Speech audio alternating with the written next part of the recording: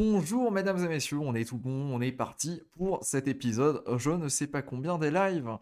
Ça fait quand même un petit moment maintenant que j'ai commencé à faire des lives de façon régulière. Toutes les semaines, on n'y échappe pas, il y a des choses à raconter, et je suis présent pour en parler. Alors, j'ai déjà vu, il y a pas mal de commentaires, pas mal de questions, on va commencer par ça, hein. On va pouvoir claim Manta. Oui, Manta, c'est demain qu'on va pouvoir claim, et il y a une information qui est sortie très récemment, il y a même pas quelques heures, hein. Cette information-là, c'est tout simplement que sur Manta, on connaît les stats et on sait combien de jetons vont être disponibles par NFT. En fait, je sais pas si tu te rappelles, mais quand on avait joué Manta, on avait reçu des NFT. Chaque NFT, on savait qu'il allait y avoir une certaine quantité de jetons qui étaient associés.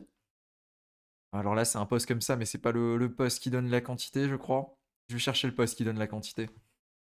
Manta, airdrop, hop. J'imagine qu'on va tomber dessus assez facilement. Ils ont fait un post en fait dans lequel. Oula. Non, c'est pas ce genre de post scam sur lequel j'ai envie d'aller. Enfin, si on tape Manta, peut-être tout court ou dollar Manta.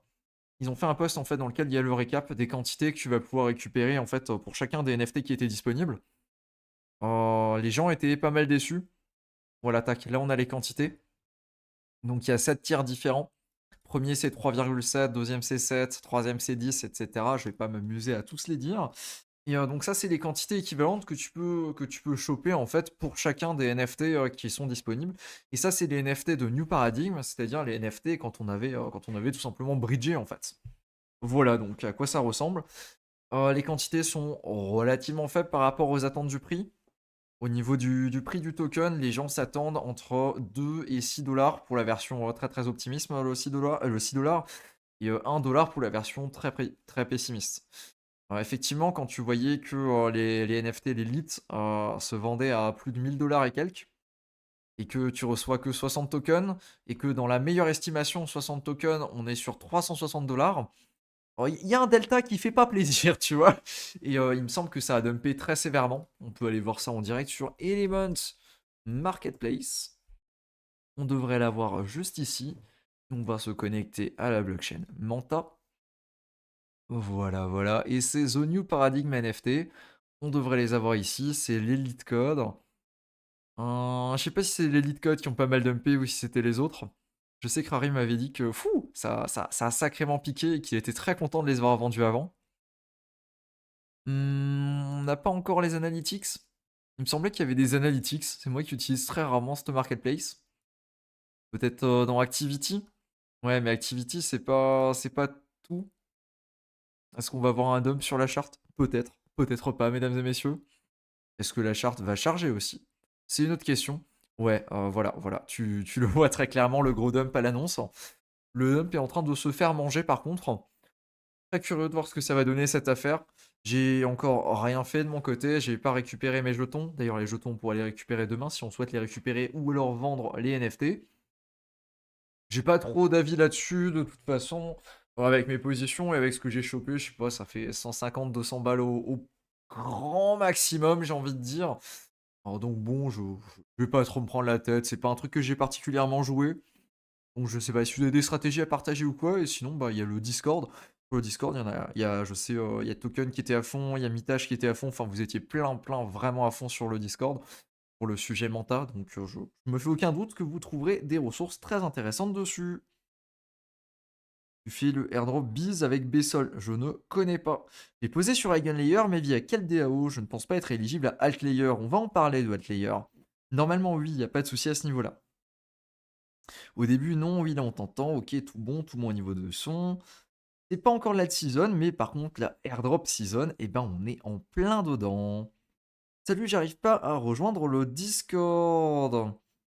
Le Discord est tout bon normalement. Si tu n'arrives pas à le rejoindre, c'est peut-être parce que ton numéro de téléphone n'est pas associé à ton compte Discord.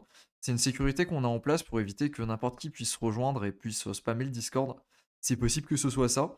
Sinon, tu peux rejoindre à partir des liens dans les vidéos récentes. Tu les as directement dans la description et normalement, il n'y a pas de problème. Il y a plein de gens qui nous rejoignent tous les jours, donc ça devrait pas être embêtant. Tu penses quoi des NFT de Squid? Connais pas. La nouvelle du jour, Manta. Ouais, Manta qui nous sort un petit truc assez sympathique. C'est pour Farcana, ouais, je sais qu'ils vont lancer, mais je suis pas positionné dessus, donc j'ai pas trop d'avis dessus. Manta airdrop pour les stackers de Tia, oui, il y a une rumeur là-dessus. Est-ce que ça va vraiment arriver? Est-ce que combien ce sera? Est-ce que ce sera intéressant?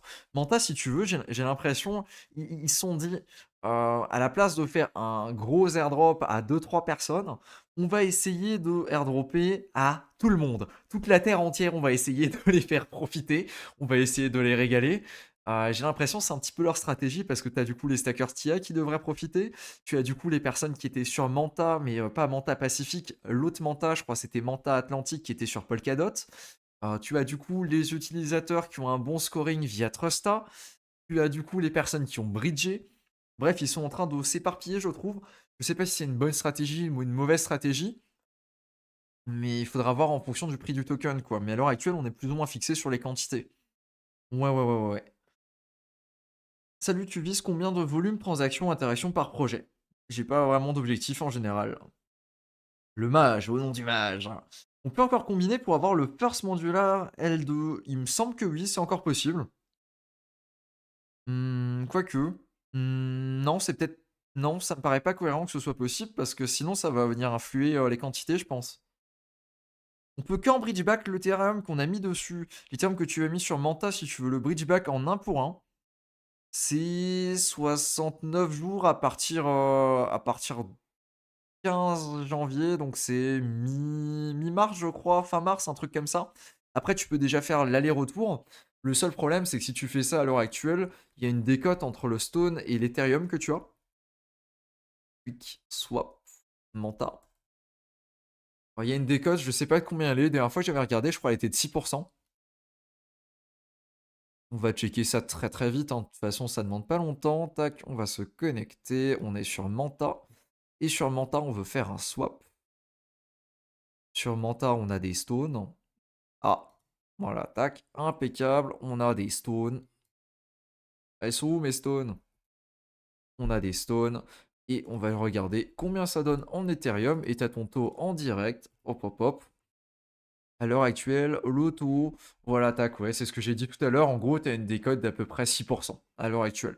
Donc c'est soit tu prends ta décote de 6% et tu peux faire ce que tu veux avec ton Ethereum, tu peux le rebridger de l'autre côté sans souci. Soit tu patientes, alors, du coup, bah, les environ 2 mois et demi. Et à ce moment-là, vu que les gens ils pourront venir retirer en un pour un, et ben normalement la décote devrait s'évaporer et on devrait retourner sur une parité à un pour un. Voilà, c'est ça la stratégie. En gros, la stratégie, bah, quand tu joues QuickSwap, pardon, pas QuickSwap, mais Manta, c'était vraiment de, quand tu fais ça, en fait, c'est que tu vas venir bloquer tes jetons d'une certaine façon. Après, tu peux également jouer de façon, on va dire, inverse, c'est-à-dire que tu veux générer ces 6% qui sont manquants, et là, tu vas t'arranger pour bridger de l'Ethereum vers Manta. Et donc, je me retrouve dans le cas de figure, là où je vais déposer un Ethereum et en échange, je vais récupérer 1,065 stones. Et ces 1,065 stones, et ben, normalement, au moment là où la parité sera de retour, ce qui devrait arriver donc à la date là où on pourra faire le chemin retour, et ben, ils vaudront un pour un avec l'Ethereum et donc tu auras généré 6% en l'espace de 2 mois et demi, ce qui est vraiment loin d'être déconnant. Voilà. Voilà donc pour les deux plays qui existent. Évidemment, ça bouge, ça monte, ça descend. Mais voilà en gros comment ça fonctionne. Des news sur Dimension. Dimension, il me semble que la date n'a pas encore fuité. Quelqu'un a une date pour le bloc Genesis de Namadan? Non. Il me semble que c'est dans pas mal de temps, ça, hein, c'est pas tout de suite encore. Tiens, c'est le must-have de 2024. Moi, je pense que le must-have de 2024, c'est d'avoir une position sur Iron Layer, mesdames et messieurs. Et on va en parler très bientôt. Je pense qu'il faut combien d'OTIA Cosmos pour airdrop environ? À l'heure actuelle, je pense que entre 20 et 40, ça va devenir plus ou moins la norme. Il me semble que c'était 23 pour Dimension qu'il fallait au minimum. Et ça me paraît pas déconnant comme minimum. À l'heure actuelle, ça fait quand même 460 $ à peu près. Je crois qu'il est à 20 $ le TIA. Ça doit être ça. Il fait quoi dans la vie le mage? Eh ben écoute, c'est un dégénéré à temps plein. Il fait des vidéos. Il chasse les airdrops et puis voilà. Ça donne quoi Open Dollar? Eh ben écoute, on devrait pouvoir minter ça ce soir. Enfin, un clem plutôt. Parce que c'est pas vraiment un mint, c'est plutôt un clem. On devrait pouvoir clem ça ce soir et on pourrait regarder ce que ça donne. J'ai pas vraiment d'attente particulière là-dessus, hein, je t'avoue que c'est un petit projet. Ouais, si on récupère un 20-30 balles, voilà, ça paye un petit peu de frais de gaz, ça régale. Tu penses quoi du airdrop de Altlayer? On va en parler, on va en parler. Tu run quoi comme node? J'ai le alors j'avais le Shardium pendant un petit moment. C'était ma toute première vidéo sur les nœuds. J'ai abandonné au bout de 6-8 mois parce que Shardium, j'ai l'impression qu'ils ne font rien du tout. Je sais pas trop ce qu'ils font, je sais pas trop ce qu'ils font pour, ouais, je sais pas trop ce qu'ils font, Shardium tout court. J'avais testé la blockchain en tant que testnet, c'est horrible.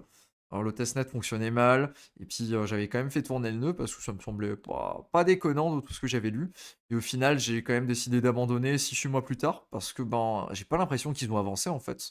Il fallait quand même qu'il y ait de la maintenance assez régulière sur le projet. Donc ouais, j'étais plutôt déçu et je l'ai abandonné à ce moment-là. J'avais fait Massa et j'ai quasiment eu la même expérience.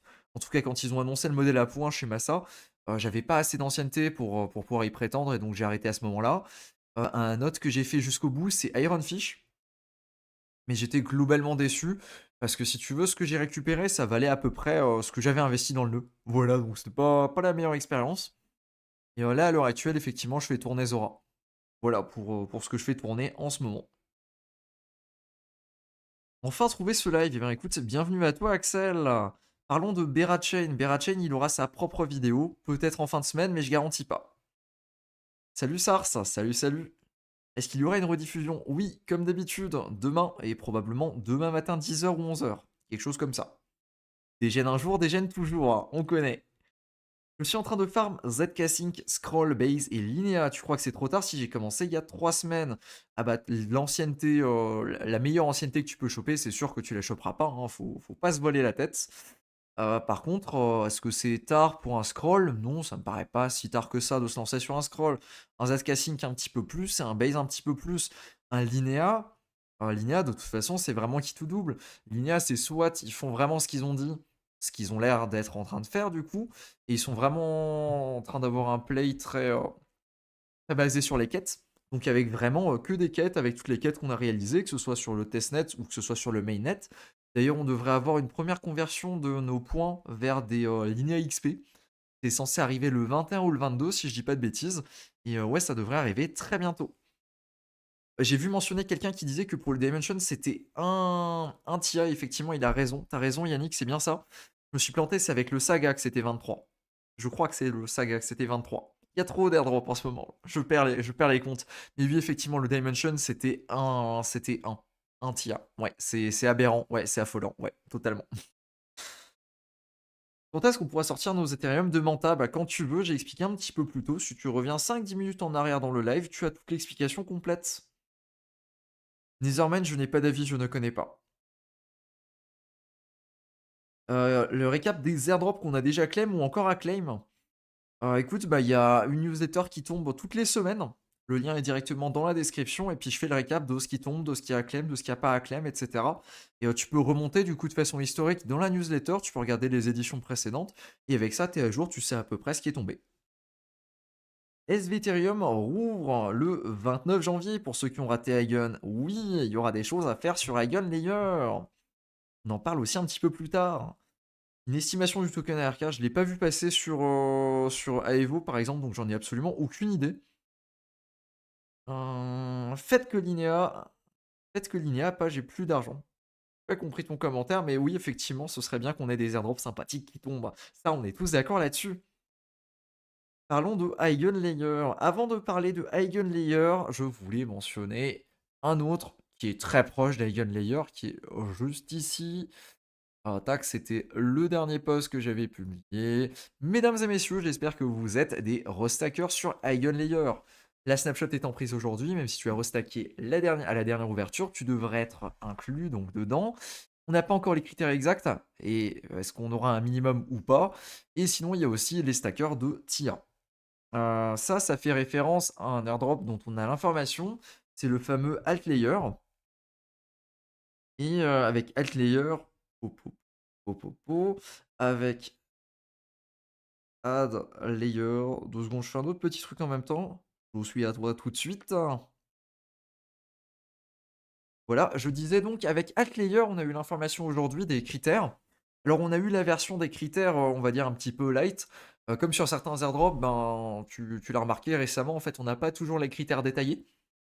C'est-à-dire, on sait que, le critère, ça va être par exemple d'être un utilisateur EVM, mais on va pas savoir exactement, d'avoir utilisé telle blockchain, d'avoir fait tant de transactions, d'avoir fait tant de volume, d'avoir interagi avec tel projet, tel projet, tel projet, et cetera. Aujourd'hui, on a les critères pour un Altlayer. Au niveau de ces critères-là, on a plusieurs choses. Nous, ce qui va nous intéresser particulièrement, c'est les 3 derniers. Les 2 premiers, c'est vraiment pour les personnes qui étaient à fond sur Altlayer, qui connaissaient Altlayer depuis un petit moment. Nous, Altlayer, on a débarqué dessus en juillet, si je dis pas de bêtises. Tac. Je l'ai directement sur la chaîne et j'avais fait des vidéos dessus. J'avais fait une première vidéo il y a 6 mois du coup, c'était la phase 3. Et j'avais fait une vidéo plus récemment, il y a 3 mois, c'était la phase 4. Et donc, avec ces phases-là, si tu as fait les quêtes qui étaient du coup des Galaxy, voilà, tac, c'est mentionné juste ici, normalement, tu devrais être éligible pour Qualified Participant of Altitude Campaigns. Voilà, normalement, tu devrais être dans cette catégorie-là. Mais nous, ce qui va plutôt nous intéresser aujourd'hui, parce qu'on est des dégénérés et parce qu'on est sur Eigen Layer, évidemment, c'est cette première partie-là. Là, on va avoir Qualified Eigen Layer Stackers et Qualified Celestia Stackers. On n'a pas les critères détaillés. Ça veut donc dire qu'on n'a pas les quantités. Donc on sait pas déjà combien de fonds sont alloués aux airdrops. Enfin, on a une petite idée des tokenomics, mais on n'a pas la valeur exacte. On sait juste qu'il y aura, je crois, 11% de la supply totale qui sera disponible au lancement. Et on a également pour information qu'il y aura ces critères-là qui vont ressortir. Voilà. Je suis très curieux de voir le critère exact qui va ressortir pour Eigenlayer. Pour Celestia, le critère en fait qui va ressortir, bah, ce sera tout simplement un montant, j'imagine. Il n'y aura pas trop de suspense. On a déjà eu plusieurs airdrops pour les personnes qui sont amusées à stacker du TIA, donc c'est pas quelque chose qui me choque, pas quelque chose qui m'étonne plus que ça. Mais par contre, pour Eigenlayer, je suis très curieux de voir les critères, de voir qu'est-ce qu'ils vont utiliser en fait, tout simplement. Est-ce qu'ils vont utiliser un palier? Est-ce qu'ils vont utiliser le modèle à points? Est-ce qu'ils vont utiliser la quantité d'Ethereum restacké? Est-ce qu'ils vont utiliser une date de restacking? Je sais pas. J'en ai aucune idée. Et je suis très curieux de voir ça parce que ça pourrait très bien donner des idées à d'autres projets qui risquent d'airdropper pour Eigenlayer. Parce qu'Eigenlayer, on le rappelle, il n'y a pas encore de token et il y a déjà des airdrops qui sont en train de tomber pour. Enfin, des airdrops, surtout un airdrop, du coup, ici, Altlayer, qui est en train de tomber pour les personnes qui restackent. Je trouve ça complètement fou. Donc ouais, très curieux de voir les critères parce qu'aujourd'hui on n'a pas les détails. Et ouais, je suis impatient à ce niveau-là, ouais. Parce que si autant, vu qu'Eigenlayer, c'est quand même un truc relativement niche, autant ils peuvent s'amuser à mettre un critère extrêmement violent. Je sais pas, un 5 Ethereum restacké minimum. Je t'avoue, vu que c'est Eigenlayer, ça m'étonnerait tellement pas. C'est une possibilité. Autant on peut avoir un truc là où il y a pas de critères minimum et en fait tous les gens qui ont restacké ils sont éligibles, tu vois, avec un certain nombre de points, donc les points Eigenlayer, ou alors avec un palier. Enfin, oui, imaginez plein de choses, mais moi je veux la réponse, moi je veux savoir. La patience, mesdames et messieurs, il faudra qu'on attende encore un petit moment. Et normalement, on n'aura pas trop à attendre. Enfin, pas que. Quoique, peut-être un petit peu quand même. Parce qu'ici, en fait, on a l'information que pour les premiers, ce sera upon listing. Donc, au listing du token. Le listing du token, c'est prévu le 25 janvier. Oui, le 25 janvier. Et ce sera sur Binance. Et pour l'autre, et pour les deux autres, en fait, on n'a pas d'information. Il y a écrit to be announced. Donc, si ça se trouve, ce sera même pas débloqué directement au lancement de la plateforme. En tout cas, au lancement de Altlayer. Très curieux de voir ce que ça donne. Ici, on a aussi encore que les critères, on n'a pas directement est-ce que c'est un airdrop direct, est-ce qu'il faut claim, etc. Ça, on sait pas non plus. Mais Altlayer, c'est vrai que ça risque d'être un play assez intéressant. Altlayer, pour rappel, c'est une tech qui permet de lancer des roll-ups ultra facilement. Hein, c'est-à-dire quand on a fait le testnet à travers les vidéos que j'ai montrées juste ici, donc ces deux dernières vidéos-là, on a lancé des roll-ups à travers ces vidéos-là. Et c'est assez fou à quel point c'est facile de faire ça avec Eigenlayer. Pardon, pas avec Eigenlayer, avec Altlayer. Et je pense que c'est une tech qui est relativement intéressante. Je reprends du coup le chat. Tu en penses quoi du testnet sur Métis Sepolia? Il prépare un airdrop, on dirait. Alors, je sais pas si on peut directement parler d'airdrop, c'est plutôt une campagne. Ça, en fait, c'est un petit peu mon discours d'hier dans la vidéo. Il me semble que c'était la vidéo d'hier que j'ai sortie. je crois, c'est possible. Là où j'expliquais que en fait, ben, ça dépend de comment tu te positionnes au niveau de ce que tu as comme temps et de ce que tu as comme argent. Si tu as beaucoup de temps, tu vas plutôt t'arranger pour faire tout ce qui est testnet, et cetera et donc que tu pas beaucoup d'argent et si tu commences à avoir un bag, c'est le genre de truc qui va moins t'intéresser. Parce que, ben, effectivement, tu as d'autres choses à faire, d'autres choses qui sont potentiellement plus intéressantes. Métis, je pense que je vais le jouer un petit peu, mais en fait, il y a très vite des limites et surtout, en fait, le testnet, j'ai pu tester et ouais, c'est un peu cracra quand même, ça marche pas super, super bien. Moi, je suis pas trop, trop convaincu de ce que ça donne.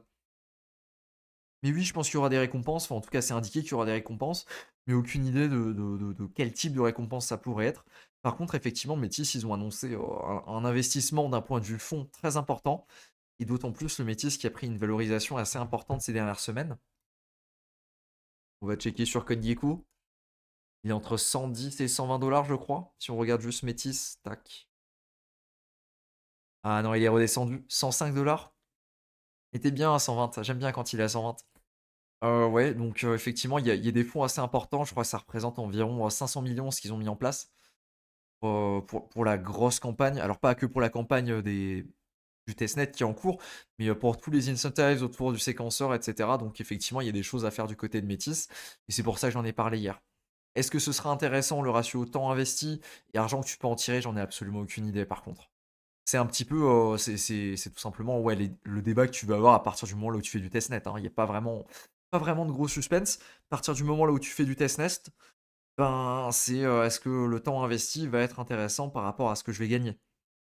T'investis pas d'argent, t'investis du temps. Voilà, ça dépend de ta position, là où tu te situes dans la partie argent-temps.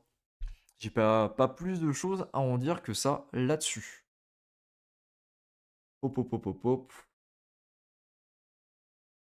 T'en penses quoi, hein? Peux-tu parler de Taiko? Taiko, j'ai pas d'avis. Et Berachain, ce sera une vidéo dédiée. Avec le restake par Etherfi, tu penses qu'on va être éligible aussi sur Outlier? Normalement, oui, ça a été indiqué sur le Discord de chez Etherfi directement, donc normalement, oui. Salut, il y a pas longtemps, j'ai commencé à regarder les dApps dispo sur Sui et je trouve que c'est un écosystème sous-coté. Non, j'y ai pas jeté un coup d'œil, par contre, je sais qu'AZK a fait des vidéos dessus. AZK, tac, on devrait tomber dessus assez facilement. On va rajouter Sui. Je sais qu'il a fait des vidéos dessus. Il fait des vidéos quali, donc je pense que c'est pertinent d'aller regarder ça si c'est un sujet qui t'intéresse. Voilà la vidéo là. Les airdrops à farmer sur la blockchain Sui. Voilà, je te redirige là-dessus. Salut pour Outlayer, quels pays sont exclus et comment font-ils? Il y avait la liste. Tac, on l'a juste ici. Hop, elle est un petit peu plus bas. J'ai vu pas mal de tweets et on a fait l'erreur aussi sur le Discord de penser qu'on était exclu avec la France. C'est pas le cas. Euh, C'est pas le cas. Tac, voilà, donc c'est dans Sanction Region. Tout le monde a paniqué parce qu'il y a écrit United States, EU et UK. En fait, c'est voilà, c'est écrit juste ici. C'est les pays qui ont été sanctionnés de façon économique par United States, EU et UK. Et donc, c'est pas l'EU qui est sanctionné et qui va rien recevoir. Il n'y a rien à signaler de particulier. Et sinon, si tu veux la liste plus ou moins détaillée, tu as la liste ici, plus les sanctions économiques des States, de l'Europe et de l'UK. Voilà. Donc non, si tu es en France, il y a a priori pas de souci particulier à cette question-là, quoi. Hem, salut, merci pour ta vidéo sur les airdrops gratuits. J'ai ramassé 60 euros. Je sais pas trop comment sur Métis. C'est de l'argent de testnet, hein, ça a absolument aucune valeur ce que tu reçois. C'est vraiment des faucets et l'objectif, c'est de te donner des fonds qui n'ont absolument aucune valeur pour pouvoir tester. C'est pas du vrai argent. J'ai l'impression que sur Celestia, on va se régaler cette année. Oui, effectivement, Celestia, c'est vrai que ça a l'air d'être un très, très gros play cette année. Est-ce qu'il a descendu? Il est à 18 dollars. J'en ai pas encore acheté. J'ai le 1,33 Celestia que j'ai stacké dans la vidéo qui était dédiée. Mais sinon, j'en ai pas encore acheté en masse. Enfin, en masse. Si j'achète, je pense que je vais en acheter une cinquantaine. Voilà, histoire d'avoir normalement les critères. Mais ouais, la question se pose. Après, je t'avoue qu'il commence à y avoir quand même pas mal de monde qui stake du Stia, juste à cause de ça. Et je me demande si ça va pas un petit peu switcher dans le mauvais sens. Dans l'idée, là où il y a trop de monde qui vont stacker. Parce que la première snapshot avec Dimension, il y avait vraiment très peu de stackers. Et là, depuis Dimension, mais ça a fait x3, x4 le nombre de stackers. Donc je sais pas si ça va continuer d'être ultra intéressant ou pas. Grosse question. Tu as parlé de Saga. Ouais, Saga, on n'a pas beaucoup d'informations à part une idée des critères. Il y a des tests sur des claims de drop pour Jupiter. Bah, écoute, si tu as envie de regarder ce que ça donne, oui, mais il n'y a pas forcément d'incentives ou quoi que ce soit de particulier. De mon côté, j'attends. Normalement, c'est censé tomber le 31 janvier. Et à l'heure actuelle, il me semble que sur Aevo, ça trade à quoi? On va checker vite fait, allez hop, Aevo. Il me semble que ça trade à 60 centimes ou 70 centimes, un truc comme ça. On l'avait ici, voilà, Jupiter, voilà, tac, 60 centimes. Si tu veux une petite idée. Le Dimension qui trade quand même à 4,60$, hein. Vraiment pas déconnant. Il risque d'être super intéressant celui-là. Je pense que 5 Ethereum, c'est beaucoup trop. Généralement, l'avantage du airdrop pour un projet, c'est la décentralisation. On est d'accord, mais on parle de Eigenlayer. Eigenlayer, c'est un monstre, tu vois, on n'est pas beaucoup dessus. Je sais pas ce qu'ils vont faire, je sais pas. Mais je veux avoir les critères pour avoir une idée de qu'est-ce qu'il faudrait faire pour se positionner, tu vois. Parce qu'effectivement, ça va pas être l'airdrop d'Eigenlayer directement, donc c'est Altlayer qui vont décider un petit peu. Si tu veux, ils ont le first mover advantage et ils vont pouvoir mettre les critères qu'ils veulent. Et les gens par la suite vont juste renchérir un petit peu à la hausse par rapport à ces critères-là. C'est eux qui mènent un petit peu la danse aujourd'hui. Très curieux de voir ce que ça va donner. Aléo, ouais, je crois que c'est une très mauvaise expérience en tant que testnet. T'as joué l'airdrop d'ARK? Non. Faire partie du top 1% pour le airdrop ZK Sync. Est-ce que c'est bien? Les gars, est-ce que si t'es dans le top 1% d'une compétition quelconque, est-ce que c'est bien? Voilà, t'as ta réponse. Il y a pas trop besoin d'aller chercher loin. Est-ce que stacker du TIA est supérieur à stacker du Atom pour les airdrops? C'est une question qui se pose. Effectivement.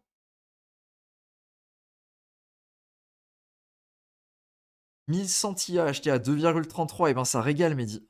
Bien joué à toi. Atom aussi a beaucoup de stackers, effectivement. Smart Layer, jamais entendu parler.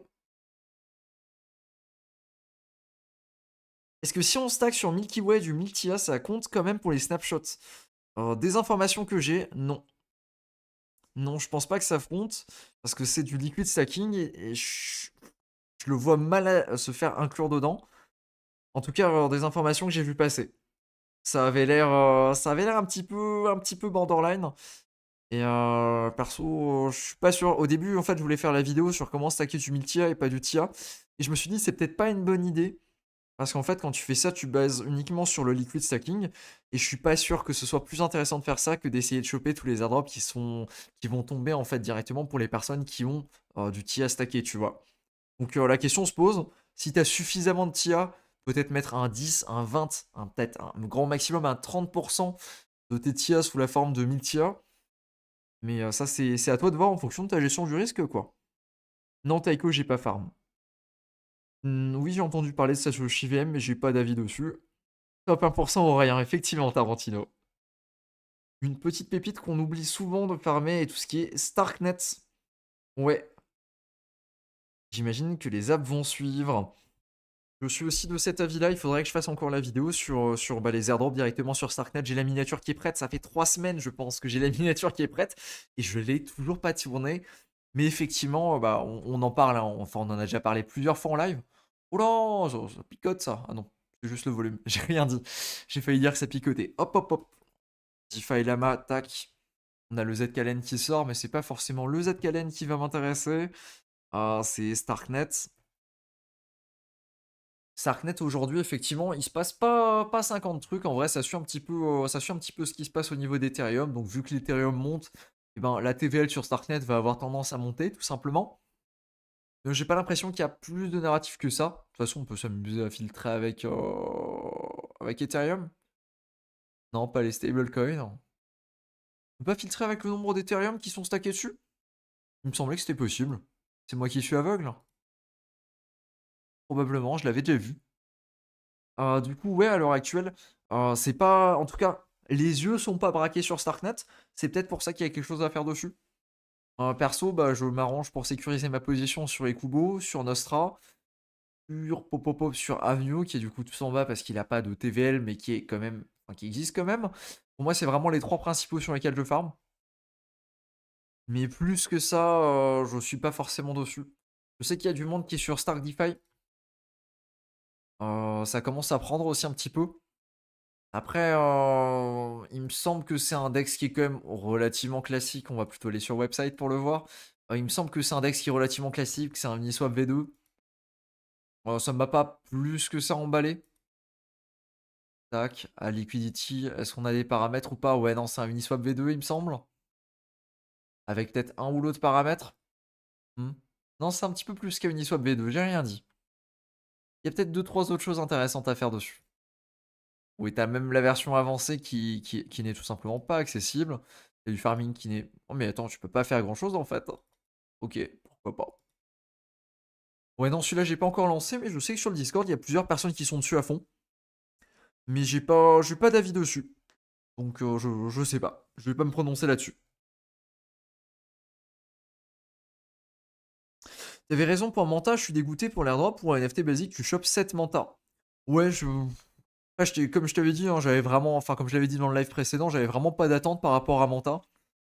Et donc, voilà. Pas plus que ça. Je suis pas étonné dans le bon sens et je suis pas étonné dans le mauvais sens. Je sais pas, avec ce que j'ai chopé au niveau des NFT, je crois que j'ai 5 NFT, mais c'est dans les deux pires tiers. J'ai vraiment rien eu d'exceptionnel.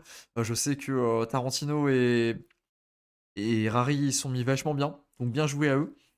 Mais c'était assez difficile et il fallait avoir pas mal de chance en tout cas, ou alors il fallait s'amuser à trader les NFT à la hausse, à la baisse. Et il y avait peut-être quelque chose à faire à ce niveau-là. Tia, j'ai loupé airdrop, mais acheté 60 Tia à 2,55. Et ben impeccable, ça régale. Odius, j'ai pas d'avis dessus, je connais pas. Après, si vous voulez pas être exposé au prix du TIA, tu peux en stack d'un côté le short, exactement. Ouais, tu peux totalement faire ça si tu as envie de pas être exposé. Ça se fait bah, relativement facilement. Tu peux le faire sur Hyperliquid, tu peux le faire sur Aevo. Attention aux frais de fundings, quelqu'un m'avait remonté ça l'autre jour. Je suis pas un trader habitué, donc je sais pas si c'est élevé, si c'est pas élevé, si c'est la norme, si c'est pas la norme. Mais en tout cas, je sais qu'on m'a remonté que c'était assez élevé. Donc je préfère le mentionner maintenant. Mais c'est normal, tu es sur un réseau de tests où tous les jetons sont des jetons de test, ils n'ont aucune valeur. Voilà. Pour la personne qui mentionnait Métis tout à l'heure, le testnet. T'en penses quoi du farm de Memecoin? J'ai pas d'avis dessus, mais il me semble qu'il y a certaines personnes qui se sont mis relativement bien. Après, il y a aussi des NFT qui sont associés à ça. Mais j'ai pas les yeux rivés là-dessus, donc je pourrais pas vraiment te donner un avis détaillé, te dire exactement ce que j'en pense. Donc je vais continuer sur mon classique, j'en pense pas grand-chose en fait. Tout le monde part d'airdrop sur Cosmos, c'est pas un peu mort étant donné que tout le monde stack? Même s'il y aura des airdrops, vu le nombre de farmers, les récompenses vont être ridicules. Enfin, c'est toujours ce débat entre les critères, et du coup les critères qui essayent de dépasser les gens qui essayent de farmer les airdrops tout simplement. Il me semble que le dernier qu'on a eu c'était l'airdrop saga, je sais pas si on va réussir à avoir les conditions ici. Airdrop saga. Aussi que je l'écrive correctement, ça pourrait aider. Je crois que c'est saga là où on avait une condition bonus qui était venue se rajouter. Pour laquelle, alors pas saga le téléphone, saga, dollar saga, peut-être qu'on aura plus de chance. C'était la condition qu'il fallait. Oh, ils peuvent pas venir linker. C'est des méchants, ils s'amusent pas à linker. Si, voilà, tac. Voilà. En fait, il fallait t'arranger pour que ton stake, donc la position que tu aies déposée, elle soit plus grande entre la date là où tu as commencé à déposer et la date de la snapshot. C'est-à-dire que tu devais tout simplement faire un petit compound au minimum et donc être actif. Et ça, en fait, ça leur a permis de virer énormément de wallets. C'est des petits critères comme ça qui commencent à être un niche, qui commencent à s'appliquer de plus en plus. Et ça, c'est quelque chose que... C'est un petit peu le sujet de la vidéo de demain. Je parlerai un petit peu de ça dans la fin de la vidéo de demain. Des bridges, il est pourri, il marche jamais pour moi. Bon, écoute, je l'ai utilisé, j'ai fait un petit peu de volume dessus, j'ai pas eu de soucis particuliers. J'ai placé des ordres sur Hyperliquid, j'ai toujours un total de points 1. Les points sur Hyperliquid sont seulement mis à jour tous les jeudis ou tous les vendredis matins, donc une fois par semaine. Donc c'est totalement normal que tes points ne soient pas pris en compte. Il y a absolument aucun problème là-dessus.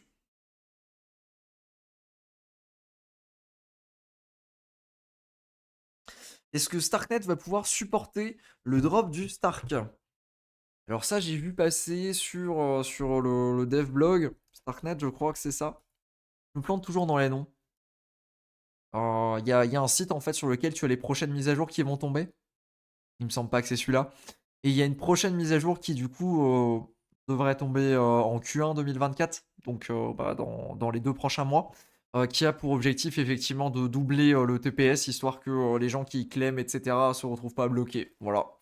Parce qu'en l'état, c'est vrai que c'est peut-être pas le bon plan de lancer un truc comme ça sur Starknet, et je pense que Starknet risque très facilement de se faire engorger. Et on risque d'avoir une situation bien pire que ce qu'on a eu sur Arbitrum, qui était inutilisable pendant les 3-4 premières heures. Ouais, effectivement. Après, j'ai pas les stats exactes, donc je peux pas vraiment valider si c'est vraiment le cas, si c'est pas vraiment le cas. Mais effectivement, je préfère le mentionner. En parlant de saga, mesdames et messieurs, est-ce que vous l'aviez venu venir? Est-ce que vous l'aviez vu?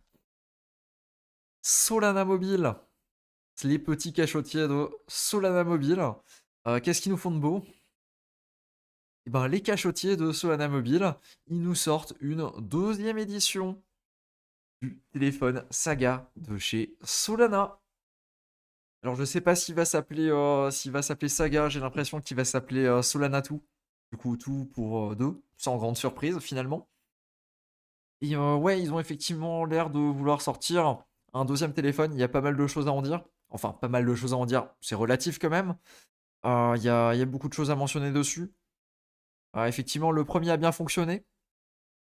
On l'a vu, hein. C'est mentionné quelque part sur le site, je sais plus exactement où. Ils en ont vendu 15 000. 15 000 en l'espace d'un jour. Donc ouais, ça a fait un très très gros score. Et là, ils sont en train de faire un move pour essayer de lancer un deuxième téléphone, un deuxième saga. Ils ont fait un move plutôt exotique, j'ai envie de dire. Tu sais, les modèles à points qui sont disponibles sur quasiment tous les airdrops à l'heure actuelle. Et ben chez Solana Mobile, ils se sont dit, écoute, est-ce qu'on foutrait pas ce modèle de points là sur un referral pour vendre notre téléphone? Est-ce que ce serait pas l'idée du siècle? J'émets des doutes. J'émets très clairement des doutes. Mais ouais, bon, ils l'ont implanté. Ça me termine parce que c'est Become a top referrer, get potential rewards from ecosystem teams. Pourquoi pas? Ça me paraît assez particulier. Parce qu'en fait, si tu regardes un petit peu et que tu commences un petit peu à zoomer là-dessus, donc c'est Story. Je crois que c'est Story, là où il y a le détail. Voilà l'attaque. En réalité, ils ont un objectif à 100 000 unités. 100 000 unités, on le rappelle, ça fait quand même 5 fois plus que le Solana Saga qui du coup s'est écoulé à 20 000 unités et qui s'est écoulé à 20 000 unités uniquement parce que le prix du bon qui était offert avec le téléphone était supérieur au prix du téléphone. Ce qui a engendré une hype sans pareil sur le téléphone. Voilà. Sans ça, personnellement, je ne l'aurais jamais acheté. Mais effectivement, ça m'a fait passer l'arme à droite ou l'arme à gauche, je sais pas exactement l'expression. Et ils ont un objectif. Ils ont un objectif de vente à travers leur presell. On sait pas combien c'est. Effectivement, c'est très sombre. On sait pas si ça se trouve c'est 2000, si ça se trouve c'est 5000, si ça se trouve c'est 50 000. Ils ont un objectif de vente. Et si cet objectif de vente est passé, il y aura la production et donc il va rentrer en production et il sera sorti. Si l'objectif de vente n'est pas sorti, n'est pas validé, je pense que les gens seront tout simplement remboursés. Voilà. Et à l'heure actuelle, on n'a pas plus d'informations que ça à ce sujet. On sait juste que le téléphone est prévu de sortir dans la première moitié de 2025. Autant te dire que t'as pas intérêt à avoir besoin du téléphone tout de suite. Déjà qu'un mois, c'était long pour recevoir le Solana Saga. Je te dis pas pour le deuxième si tu dois patienter 1 an et demi. Après, effectivement, ici, c'est écrit en clair, en gras, en gros. Je veux dire, si tu lis un petit peu, t'es au courant et donc tu tombes pas dans un truc un petit peu à l'inconnu.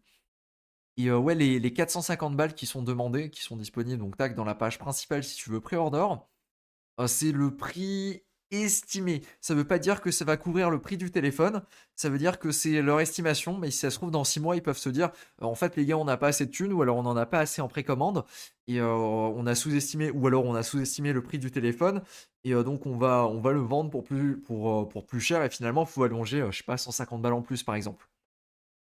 Ce qui m'étonnerait pas tant plus que ça, voilà. Hem, on m'a posé au moins 20 fois la question: «Est-ce que je vais le prendre?» Je sais pas. Je sais toujours pas. Je me pose toujours la question parce que, bah, effectivement, c'est toujours un petit truc pour la science. Est-ce que c'est marrant? Est-ce que c'est pas marrant? Est-ce que c'est rentable ou pas? La question, c'est rentable. Je pense qu'il y a un monde là où c'est rentable, mais je pense également qu'il y a un monde, là où c'est compliqué à rentabiliser parce qu'il y en aura effectivement 100 000.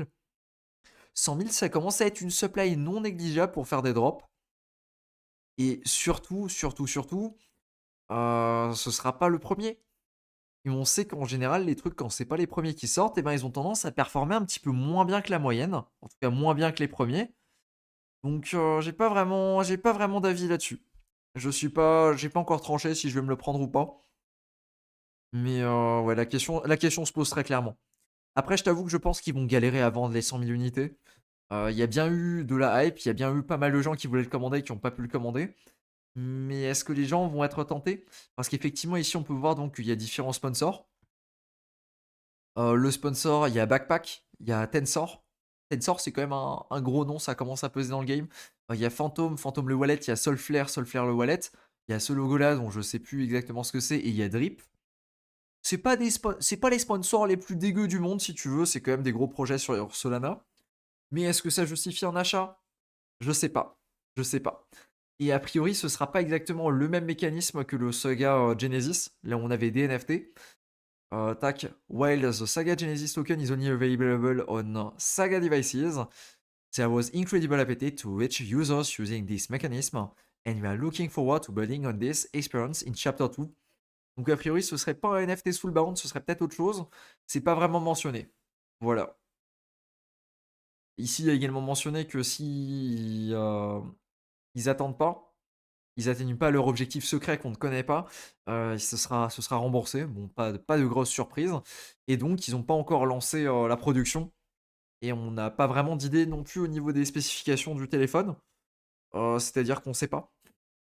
Si ça se trouve, tu commandes un téléphone qui est tout pété, qui est tout petit, qui a rien. Si ça se trouve, tu commandes un téléphone qui est trop bien, un téléphone de 2024. Donc, avec des composants de cette année. La question se pose. Et on n'a pas d'informations là-dessus. En tout cas, moi, j'en ai pas trouvé. Voilà pour le petit récap sur le téléphone, sur ce qui est prévu. J'ai pas encore tranché si je le prends ou pas.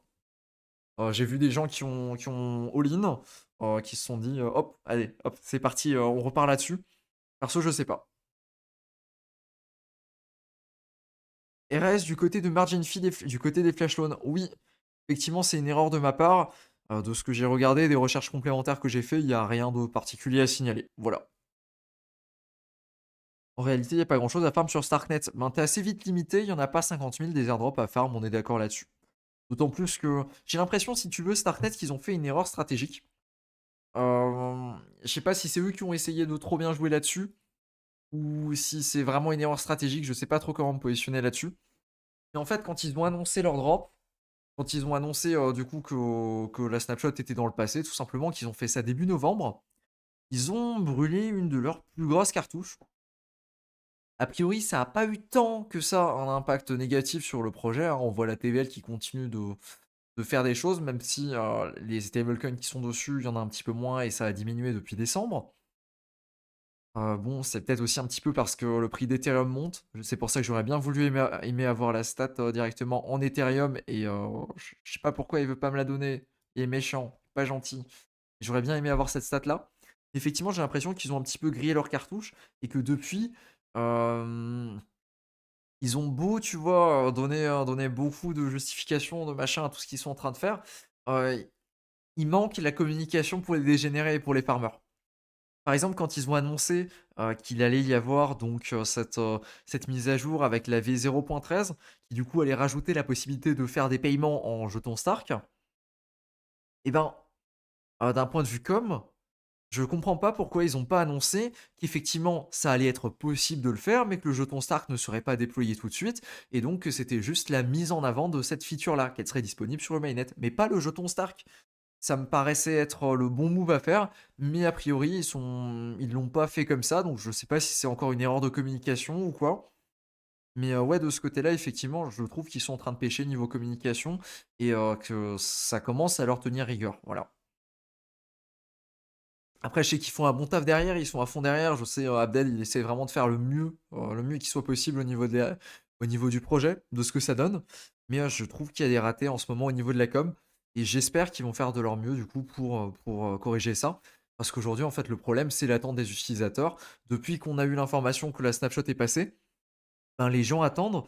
Et la majorité des airdrops, quand tu as l'information que la snapshot est passée dans la semaine ou dans le mois, tu as des informations supplémentaires. Starknet, ils ont effectivement dévoilé leur tokenomics, mais c'est pas ça ce que les gens veulent savoir. Ce que les gens veulent savoir, c'est exactement combien de jetons sont alloués, quand est-ce que les jetons vont airdropper, etc. Et faire poireauter les gens pendant, bah là maintenant, ça fait quasiment un mois et demi, avec à chaque fois un petit peu de teasing. Je trouve que c'est pas la meilleure façon de faire patienter les gens. J'aurais préféré qu'on soit clair, qu'on nous dise que la snapshot est passée, qu'on n'aura pas de nouvelles avant dans 3 mois, et que ça s'arrête là tout simplement, et qu'on aura les nouvelles dans 3 mois, après, la account abstraction. Donc à l'heure actuelle, moi personnellement, j'ai aucune attente en niveau date, et je préfère me dire que ça tombera quand ça tombera. On aura plus d'informations dans le futur, même si on n'a toujours pas de date, et avec ce que j'ai pu recouper comme information, je pense que ce sera pas disponible avant qu'on a la 48-44 qui soit tombée, et donc qui permettra vraiment d'améliorer le réseau. Voilà, c'est mon opinion sur la question. Je sais pas ce que ça vaut. Je sais pas, on a peut-être quelqu'un de chez Starknet qui écoute le live et qui peut commenter là-dessus. Peut-être, peut-être pas. Mais en tout cas, c'est mon opinion là-dessus. Et il y a aussi la vidéo de demain, là où j'explique un petit peu mon opinion là-dessus, qui tombera, qui du coup est une vidéo un petit peu explication. Je viens de voir que j'ai beaucoup, beaucoup, beaucoup de retard sur les commentaires, donc je vais essayer de rattraper un petit peu ça.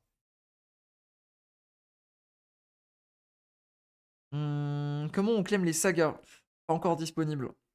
New airdrop vient de tomber, airdrop Altlayer pour Tia Stacker. Et oui, on attend d'avoir les détails. Franchement, ça me plaît bien. Objectivement, Orbiter, est-ce qu'ils vont faire un airdrop un jour? Probablement qu'ils vont vraiment faire un airdrop un jour, j'ai envie de te dire. Probablement que ce sera aussi un airdrop très décevant. Je sais pas, il y a tout le monde qui farm. Il y a tout le monde qui farm Orbiter, j'y crois zéro. Vraiment, j'y crois zéro. Et en plus, ils ont fait une annonce. Je crois que c'est ça. Ils ont fait une annonce, je sais plus là où elle est. Alors, ils ont annoncé qu'ils auront un token en 2024. Tu peux parier que le token qui va sortir en 2024, ce token-là, il va sortir en fin d'année, juste pour pouvoir traire encore un petit peu plus les utilisateurs qu'ils ont déjà trait à fond. Vraiment, Orbiter, c'est le cancer comme projet. Je déteste. Avez-vous des dons Gitcoin? Est-il possible de le faire pour Layer 0 ou ZK Sync? Bah, merci de parler de Gitcoin, justement. Dans une vidéo assez récente, là où je parlais d'optimisme, on parlait du PGN, du coup, le Public Good Network. Oh, j'ai une mauvaise nouvelle pour le Public Good Network.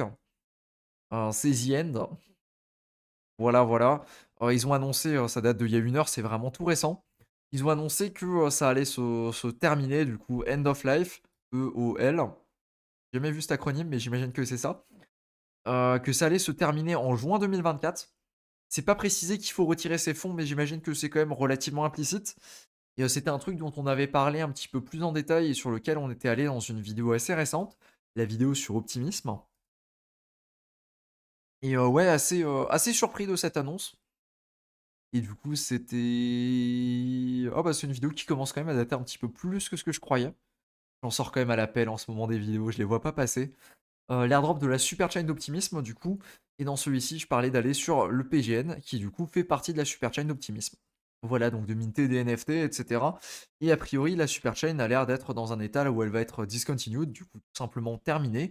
Et de ce que je vois ici, tac, ça devrait arriver en juin 2024. Il y a un petit paragraphe pour dire que peut-être qu'il y a quelqu'un qui veut la racheter, mais on sait pas trop, on n'a pas plus d'informations que ça. Donc, enfin, pas peut-être que quelqu'un veut la racheter, mais qu'en tout cas, si quelqu'un se propose pour la racheter, ils veulent bien financer ça. Je sais pas si c'est vraiment ça le terme, mais en tout cas, s'il y a des gens qui veulent financer cette chose-là, qui peuvent peut-être faire quelque chose et qu'a priori, ça s'est pas aussi bien passé que prévu. Voilà. Ou si jamais on fait tous une énorme cagnotte, on rachète le PGN et on a notre propre blockchain, notre propre layer 2. Voilà, petit deal. Je sais pas, on fait une DAO, voilà, comme ça. Petite proposition. C'est jamais. Peut-être un jour. Solana 2. Tu viens de le précommander. Bah écoute, bien joué à toi. J'espère que ça va vous régaler, les gars.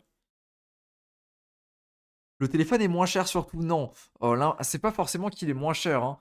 C'est surtout qu'aujourd'hui, on n'a pas d'informations sur le prix final. Aujourd'hui, on a l'information que si tu souhaites le prendre, ça va être 450 $, mais si ça se trouve, ce sera plus, tu vois. C'est pour ça qu'il faut toujours le prendre en compte. Les critères d'éligibilité pour Saga, bah, on les a expliqués tout à l'heure. Ça veut dire mourir arme à gauche. Effectivement, c'est bien ça. J'avais rechargé début novembre sur Atom. Après, il y a une Founder Edition Early Adopter, hein. Du coup, est-ce que ça change quelque chose? Je pense que les prix vont augmenter au fur et à mesure, en fait. Il a quel âge le mage? Le mage, il arrive sur ses 25 ans très bientôt. Magic Eden, une plateforme NFT, je crois.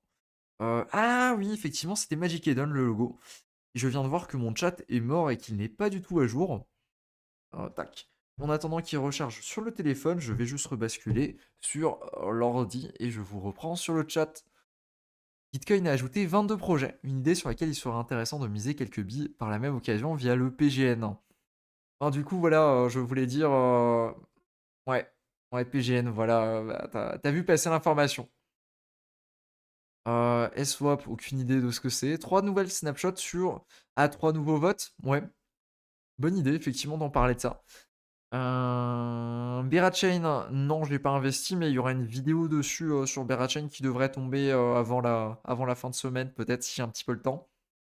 Que des infos sur Venom? Non, toujours pas. Franchement, les gars, sur des trucs comme Venom, les machins sur les testnets, vous investissez pas trop émotionnellement. C'est vraiment les trucs qui sont vraiment bancals, qui peuvent d'un côté régaler et d'un autre être vraiment décevants. Je pense notamment à Venom à l'heure actuelle, là où on n'a absolument aucune information et là où on ne sait pas forcément vers quelle direction c'est en train d'aller. Tu regardes un Venom aujourd'hui, qu'est-ce qu'ils sont en train de faire? C'est une vraie question. Qu'est-ce qu'ils sont en train de faire, Venom? La dernière annonce de Venom, c'était l'annonce publique qu'ils avaient fait. Alors, non, pas Venom. Ah, ils ont sorti un token Dollar Dead chez Venom. Oui, effectivement, c'est une façon de l'annoncer. Non, je voulais regarder plutôt Venom Network. Voilà, c'est celui-là. D'ailleurs, ça me bute. Ils ont tous les fonds des Qataris, des Arabies United. Hein, j'ai plus le nom. Les Arabes États Unis? Non, oh putain, comment ça s'appelle encore? Euh, L'Arabie Saoudite, et c'est quoi les autres? Mince, le Moyen-Orient. Voilà, tac. Ils ont tous les fonds du Moyen-Orient, tout ce que tu veux. Et ils ont pas 10 balles par mois à claquer dans les Émirats Arabes Unis. Merci les gars, merci. Voilà, ils ont pas 10 balles à claquer par mois pour avoir le petit logo bleu là, tout mignon à côté. Ça me termine, je comprends pas ce choix technique. Et ouais, sinon, on n'a pas plus d'informations que ça. La dernière information qu'on a, qu'ils ont retweeté, qu'ils avaient mis en avant juste ici, c'était tout simplement que chez Venom, leur deal avec bah, du coup les grands fonds, je sais pas exactement à quoi ça correspondait, le ADGM, je sais pas exactement à quoi ça correspond, mais j'imagine que c'est les grands fonds, les grands deals qu'ils avaient, et ben ils étaient plutôt morts. Et depuis, on n'a pas eu grande nouvelle. Je sais qu'il y a le CEO, je crois, qui avait dit que ça allait quand même le lancer en mainnet. Mais depuis, j'ai pas vu passer grand-chose. Peut-être qu'il y a des choses un petit peu cachées au niveau du Discord, peut-être. Mais pour le coup, c'est pas forcément un truc qui m'intéresse aujourd'hui, quoi. Ouais, comme dit, les testnets, j'ai jamais trop accroché. En tout cas, récemment, c'est vrai que ça fait un moment que je suis plus trop sur tout ce qui est testnet. En ce moment, par contre, ça recommence à devenir assez intéressant, j'ai l'impression. Mais ouais. pas si exceptionnel que ça, quoi. L'autre jour, j'ai évoqué l'usure liée à des airdrops annoncés comme Starknet et Layer 0, mais plusieurs semaines sont passées et nous ne connaissons toujours pas le nombre de tokens auxquels nous sommes éligibles. Alors déjà, Layer 0 a pas directement annoncé qu'il y avait une snapshot. Donc on n'en sait rien à l'heure actuelle. Ils ont juste dit que la distribution des jetons sera faite correctement pour le peu que ça veut dire. Je suppose que, enfin en tout cas nous on l'a tous compris comme il y aura un airdrop et ce sera fait de la bonne des façons. Vous verrez, on va éliminer les bots, etc. Ouais, c'est comme ça qu'on l'a compris. Si ça se trouve, de l'autre côté de la table, il y a les VC, où ils l'ont compris. On va vendre des tokens pour pas cher et vous serez bien inclus dedans. Donc effectivement, aujourd'hui, on n'a pas plus d'informations que ça sur Layer 0. Layer 0, comme d'habitude, on a de la spéculation, hein. Tac, c'est Layer 0 scan. Sur Layer 0 scan, on a de la spéculation que comme quoi il y aurait peut-être une snapshot aux alentours de la 100 millionième transaction. Parce que chiffre symbolique, voilà, toi-même tu sais, c'est le genre de truc qui peut potentiellement être un symbole et donc qui peut potentiellement être utilisé. Peut-être, peut-être pas. Et d'ailleurs, je voulais remonter, ressortir cette charte-là. Parce que la dernière fois, je rigolais, je disais que c'était un petit peu le shitcoin du moment. Et, euh, et ben depuis cette fois-là, ça a quand même vachement bien remonté. Bon, ils ont aussi fait un petit peu de com, ils ont aussi annoncé que les tokens seraient bien redistribués, donc ça a sûrement bien aidé aussi. Mais effectivement, les transactions journalières sont quand même vachement bien remontées. Et aujourd'hui, on est environ 300 000 transactions journalières. Alors qu'on était à ras les pâquerettes aux alentours de 100 000 transactions journalières il y a pas un mois et demi. Voilà. Petite information sur Layer 0. J'ai encore 2 wallets que je voudrais bien monter, sur lesquels il manque du volume, il manque quelques transactions, etc. pour que je sois, on va dire, satisfait. Et du coup, ça, c'est quelque chose que j'ai encore prévu de faire. Et je vais essayer de le faire avant les 100 000 transactions. Mais en ce moment, le Gouet est pas très gentil avec nous. Et j'ai l'impression qu'on est reparti pour avoir du Gouet aux alentours de 30-40 en permanence. Et ça m'embête un petit peu, ouais. Moi, ouais. J'étais content quand on avait des 15-20 Gouets en permanence. C'était la bonne époque.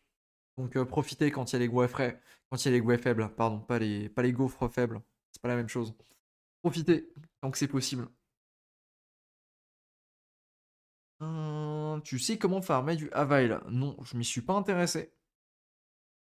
Quel est l'intérêt pour les protocoles de faire tous ces airdrops? Je comprends pas les raisons à la base pour les distribuer, la gouvernance, mais là c'est clairement dépassé cet idéal.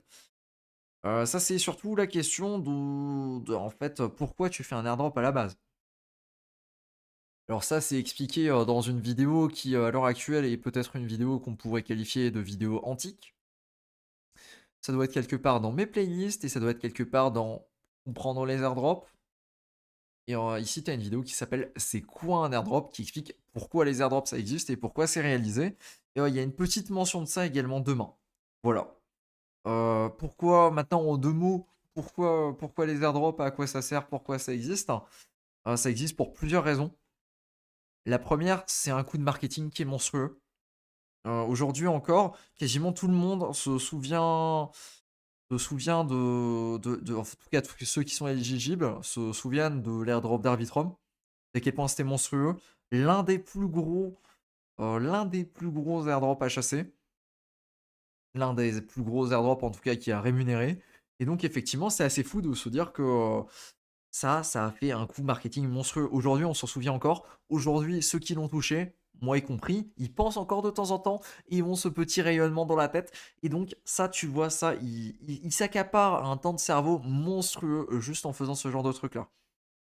Ensuite, la question du coup, finalement, est-ce que ça leur coûte grand-chose? Pas tellement, pas tellement. Parce qu'au final, c'est juste des jetons qui vont pas vendre, c'est des jetons à la place qui vont venir distribuer. Mais en fait, ces jetons qui vont venir distribuer, d'une certaine façon, ben, ça va bénéficier à l'écosystème au global et ça va lui permettre de grossir.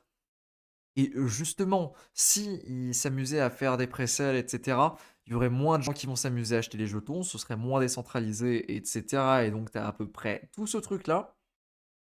Et donc, il y a un dilemme de ce côté-là. Mais ça, c'est le truc qu'il faut retenir en principal, en plus gros sur les airdrops. Les airdrops, c'est un coût de communication.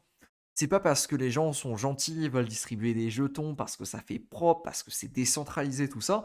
Les airdrops, c'est un coup de communication et un coup de communication sur lequel nous, en tant qu'utilisateurs, on peut participer si on sait quand même, si on sait et si on prend le temps de se positionner correctement sur ce genre de choses.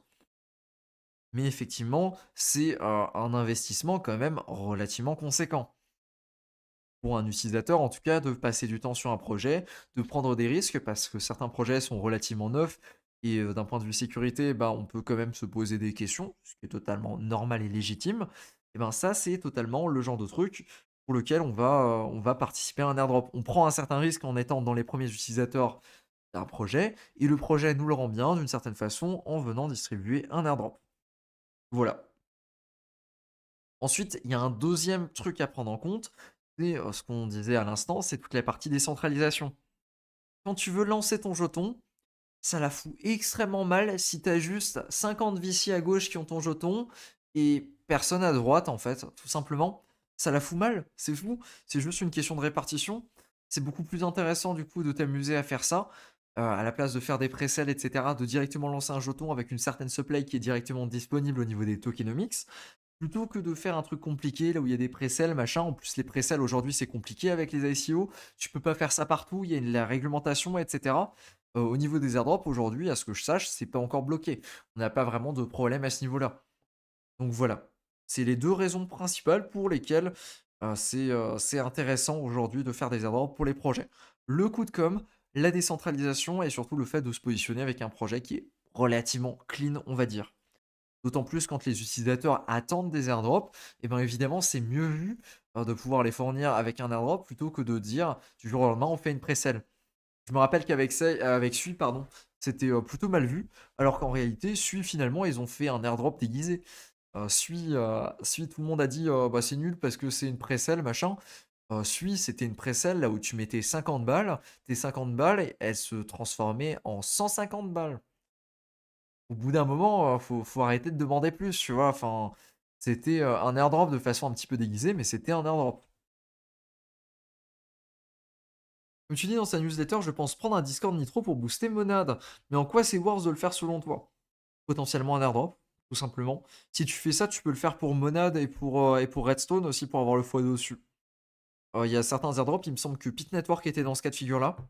Alors pas directement pour un airdrop, quoique. Ça me fout le doute. Il me semble que Pit Network, il avait un airdrop juste pour les gens qui avaient boosté un Discord. Drop Discord. Il me semble qu'il y avait un critère comme ça.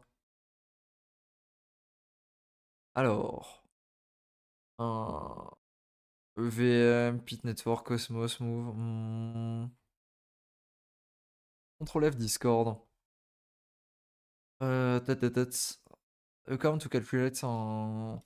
Il y avait un truc avec le Discord, je sais plus exactement si c'était d'avoir boosté le Discord pour avoir un certain rôle, ou si c'était juste d'être actif sur le Discord, où il y avait un truc comme ça.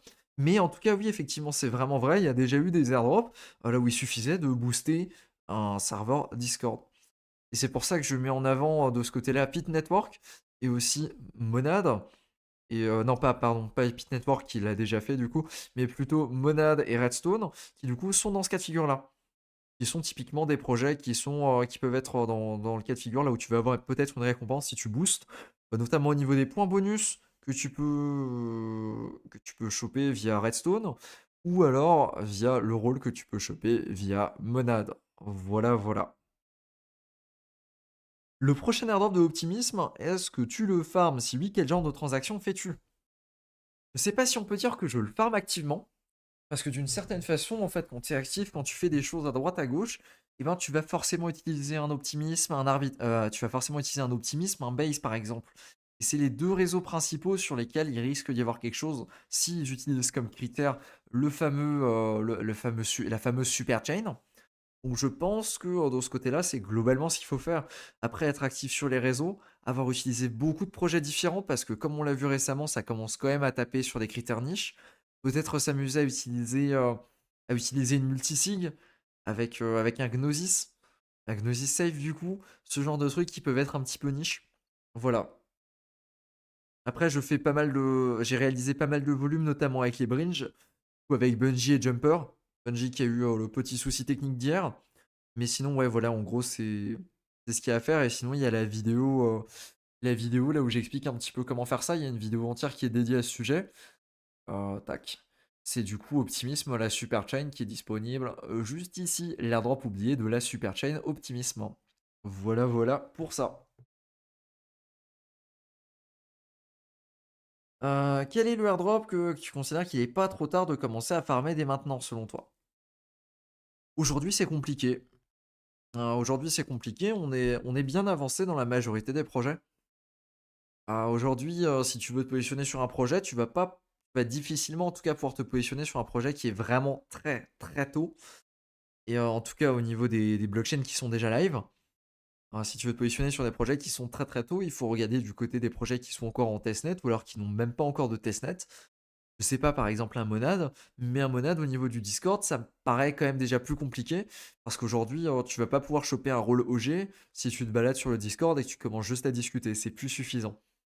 Donc, ouais, la question se pose.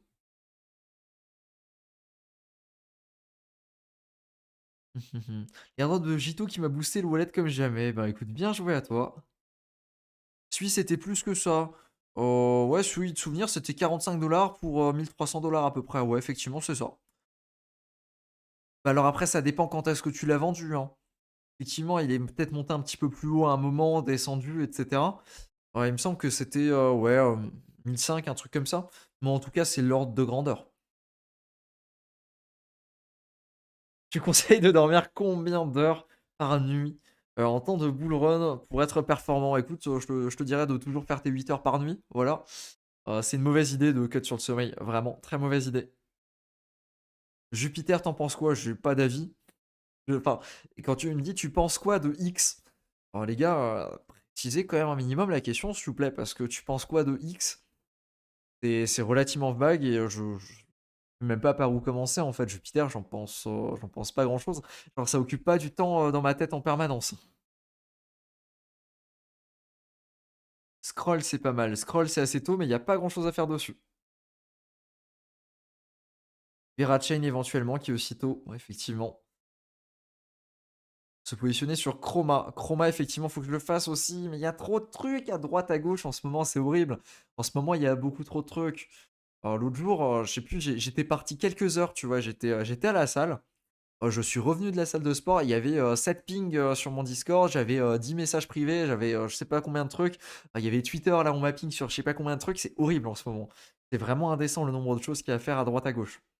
Alors après, évidemment, je vais pas me plaindre, hein, c'est très bien qu'il y ait de l'activité, c'est très bien qu'il y ait du monde qui regarde la chaîne, c'est très bien qu'il se passe des choses, tu vois, hein. Très clairement. Est-ce qu'on est dans la hard drop season? Oui. J'ai envie de te dire que là, avec une dizaine d'airdrops qui ont été annoncés depuis le début d'année, c'est peut-être pas trop trop gros comme chiffre et ça me paraît réaliste. Oui, on est dans l'airdrop season, hein, très clairement. Est-ce qu'on a déjà eu les plus gros? Je ne pense pas. Au niveau des plus gros, on a évidemment un Layer 0 qui, à mon avis, va faire énormément de bruit. On va également avoir un Eigen Layer, El Famoso Eigen Layer, qui devrait faire du gros bruit. Ouais, non, non, on n'a probablement pas encore eu les plus gros. Mais on commence quand même à avoir des choses très sympathiques. Dimension, je pense qu'il va être sympathique, avec le prix du token qui est estimé vers les 4 $ minimum. C'est déjà quelque chose de sympathique, en fonction des jetons que tu as chopés, évidemment. Chroma, c'est aussi chiant que Linéa, mais au moins les frais sont corrects. C'est jamais marrant, ces trucs-là. Une fois, vous pensez qu'on aura un token, fera partie des critères de. Si airdrop. Oula. Avoir le token de SingSwap? Non, pas spécialement. Ça me paraît assez différent comme projet. On n'est pas du tout sur la même chose. Moi, il y a un truc que j'ai pas mal joué aussi récemment, c'est le fameux Maverick. Mav XYZ. Je crois que c'est XYZ. C'est XYZ. Maverick que j'ai pas mal joué. Avec du coup le leaderboard qui est caché. Oh, tac. Maverick. Leaderboard. Il faut vraiment aller le chercher celui-là, hein. Il est vraiment planqué. Il est juste ici. Là où il y a un leaderboard qui est un petit peu planqué pour les gens qui font des LP. Voilà, il existe. Maverick que j'ai joué de cette façon-là, qui est vraiment très très niche. Mais ouais, c'est pas la meilleure façon. Enfin, ils le font de façon un petit peu détournée. Et aujourd'hui, vu la TVL sur un Maverick, vu le fait qu'ils ont déjà distribué des tokens, etc. Je pense pas que ça va être un montant fou, mais j'ai plusieurs wallets qui sont positionnés dessus, je vais LP dessus à droite, à gauche. Et quand j'ai de la liquidité qui traîne, bah, j'ai tendance à la mettre sur un Maverick. Si on regarde un Maverick aujourd'hui, c'est 32 millions de TVL par rapport à un 52 au sommet. Je pense qu'un jour, on aura peut-être un petit airdrop d'un Maverick. Et ça régalerait vraiment. Voilà, petite opinion personnelle assez niche. Je pense qu'il n'y a pas grand monde qui, du coup, se positionne sur un Maverick potentiellement. Après, on a toujours le fameux SyncSwap qui commence du coup à être un petit peu partout aujourd'hui. Il est sur combien de blockchains? Il est sur plusieurs. Bon, la TVL monte, mais la TVL monte surtout parce que bah, il est disponible sur pas mal de blockchains différentes. Hmm, J'arrive pas à avoir l'information sur combien de blockchains différentes il est. Je sais pas s'il m'affiche la TVL globale ou juste la TVL sur Zcasing parce que Zcasing c'est quand même le plus gros. Ouais, j'arrive pas à voir les détails. D'habitude, tu as SyncSwap sur telle blockchain, sur telle blockchain, sur telle blockchain, etc. Mais là, j'ai pas l'impression que j'arrive à l'avoir. TVL. Ah si, voilà, tac. Là, on a l'information. Donc, il est disponible sur plusieurs projets. Enfin, plusieurs blockchains, plusieurs layers 2 plutôt. Et on a donc, ouais, bah, la majorité de la TVL sur Zcasing. 48 millions. Linéa 7 millions. Scroll 5,56 millions. Effectivement, effectivement. Après, ils sont dans une position un petit peu douteuse, hein, ce qu'ils proposent depuis le début sur SyncSwap. Là où à un moment, ils ont fait semblant de lancer leur projet, pardon, de lancer leur modèle. Mais ouais, particulier, particulier.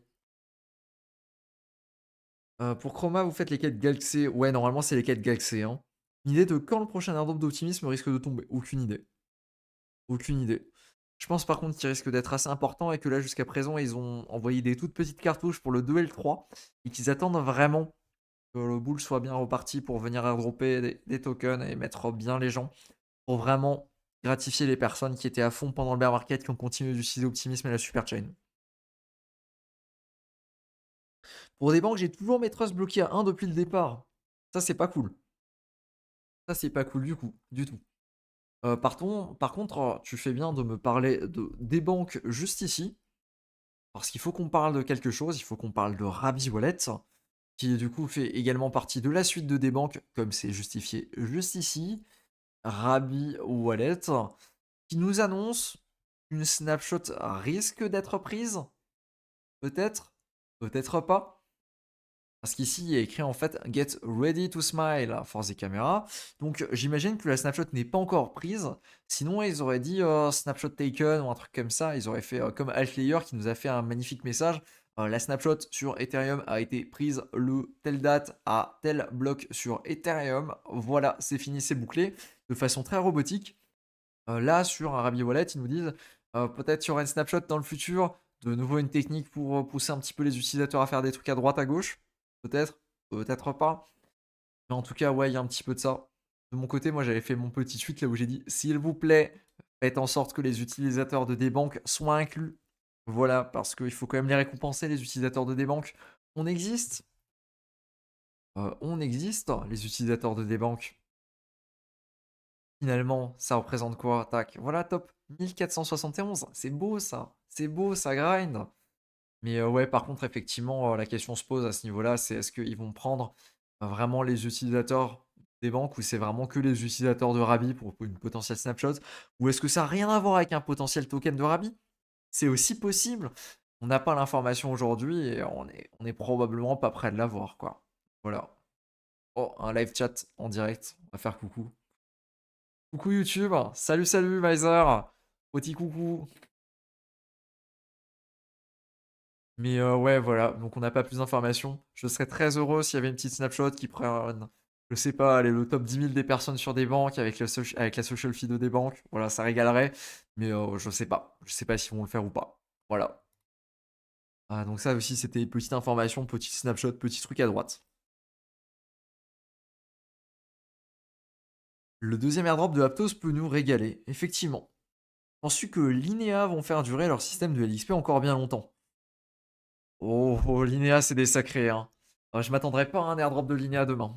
Franchement, à mon avis, il y aura encore une saison. Il y aura encore un voyage. Je sais pas quel prétexte ils vont s'amuser à prendre pour faire un voyage, mais il y aura peut-être encore un petit voyage. Par petit, j'entends gros voyage. Hmm, ok pour la DAO. C'est quoi les airdrops les plus simples pour les amateurs? Ouh, tu tiens une idée de vidéo là. Ça, je vais dans mon petit Google Keep et je vais me le noter. Tac.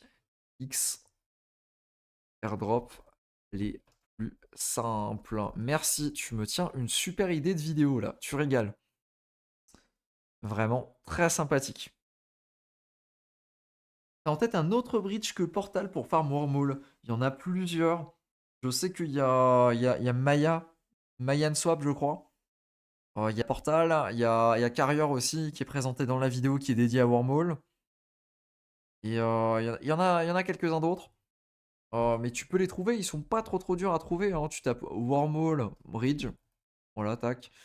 Alors là, il va sortir Portal. Moi, c'est pas Portal que je veux. Moi, je veux Wormhole, Wormhole, le site Wormhole. Et là, t'as un truc écosystème, project. Et là, tu regardes, tu dis, moi, je veux ce qu'on appelle communément un bridge. Je veux que le bridge soit live. Et voilà, t'as une liste de 7 bridges. Tu as All Bridge, Carrier, Frax Bridge, a priori. Tu as Rango, a priori, qui le prend en charge. Tu as Portal, tu as Mayan Swap, dont je parlais à l'instant. Et tu as un truc qui a l'air de s'appeler Messina. Voilà, tac. Je te mets dans le chat si tu veux garder. Hop, hop, hop, hop, hop, hop, hop. Squid Router, je suis pas sûr que ça passe par Wormhole, si. Squid. Non, Router. Wormhole. Il y a peut-être une route qui passe par Wormhole, je sais pas.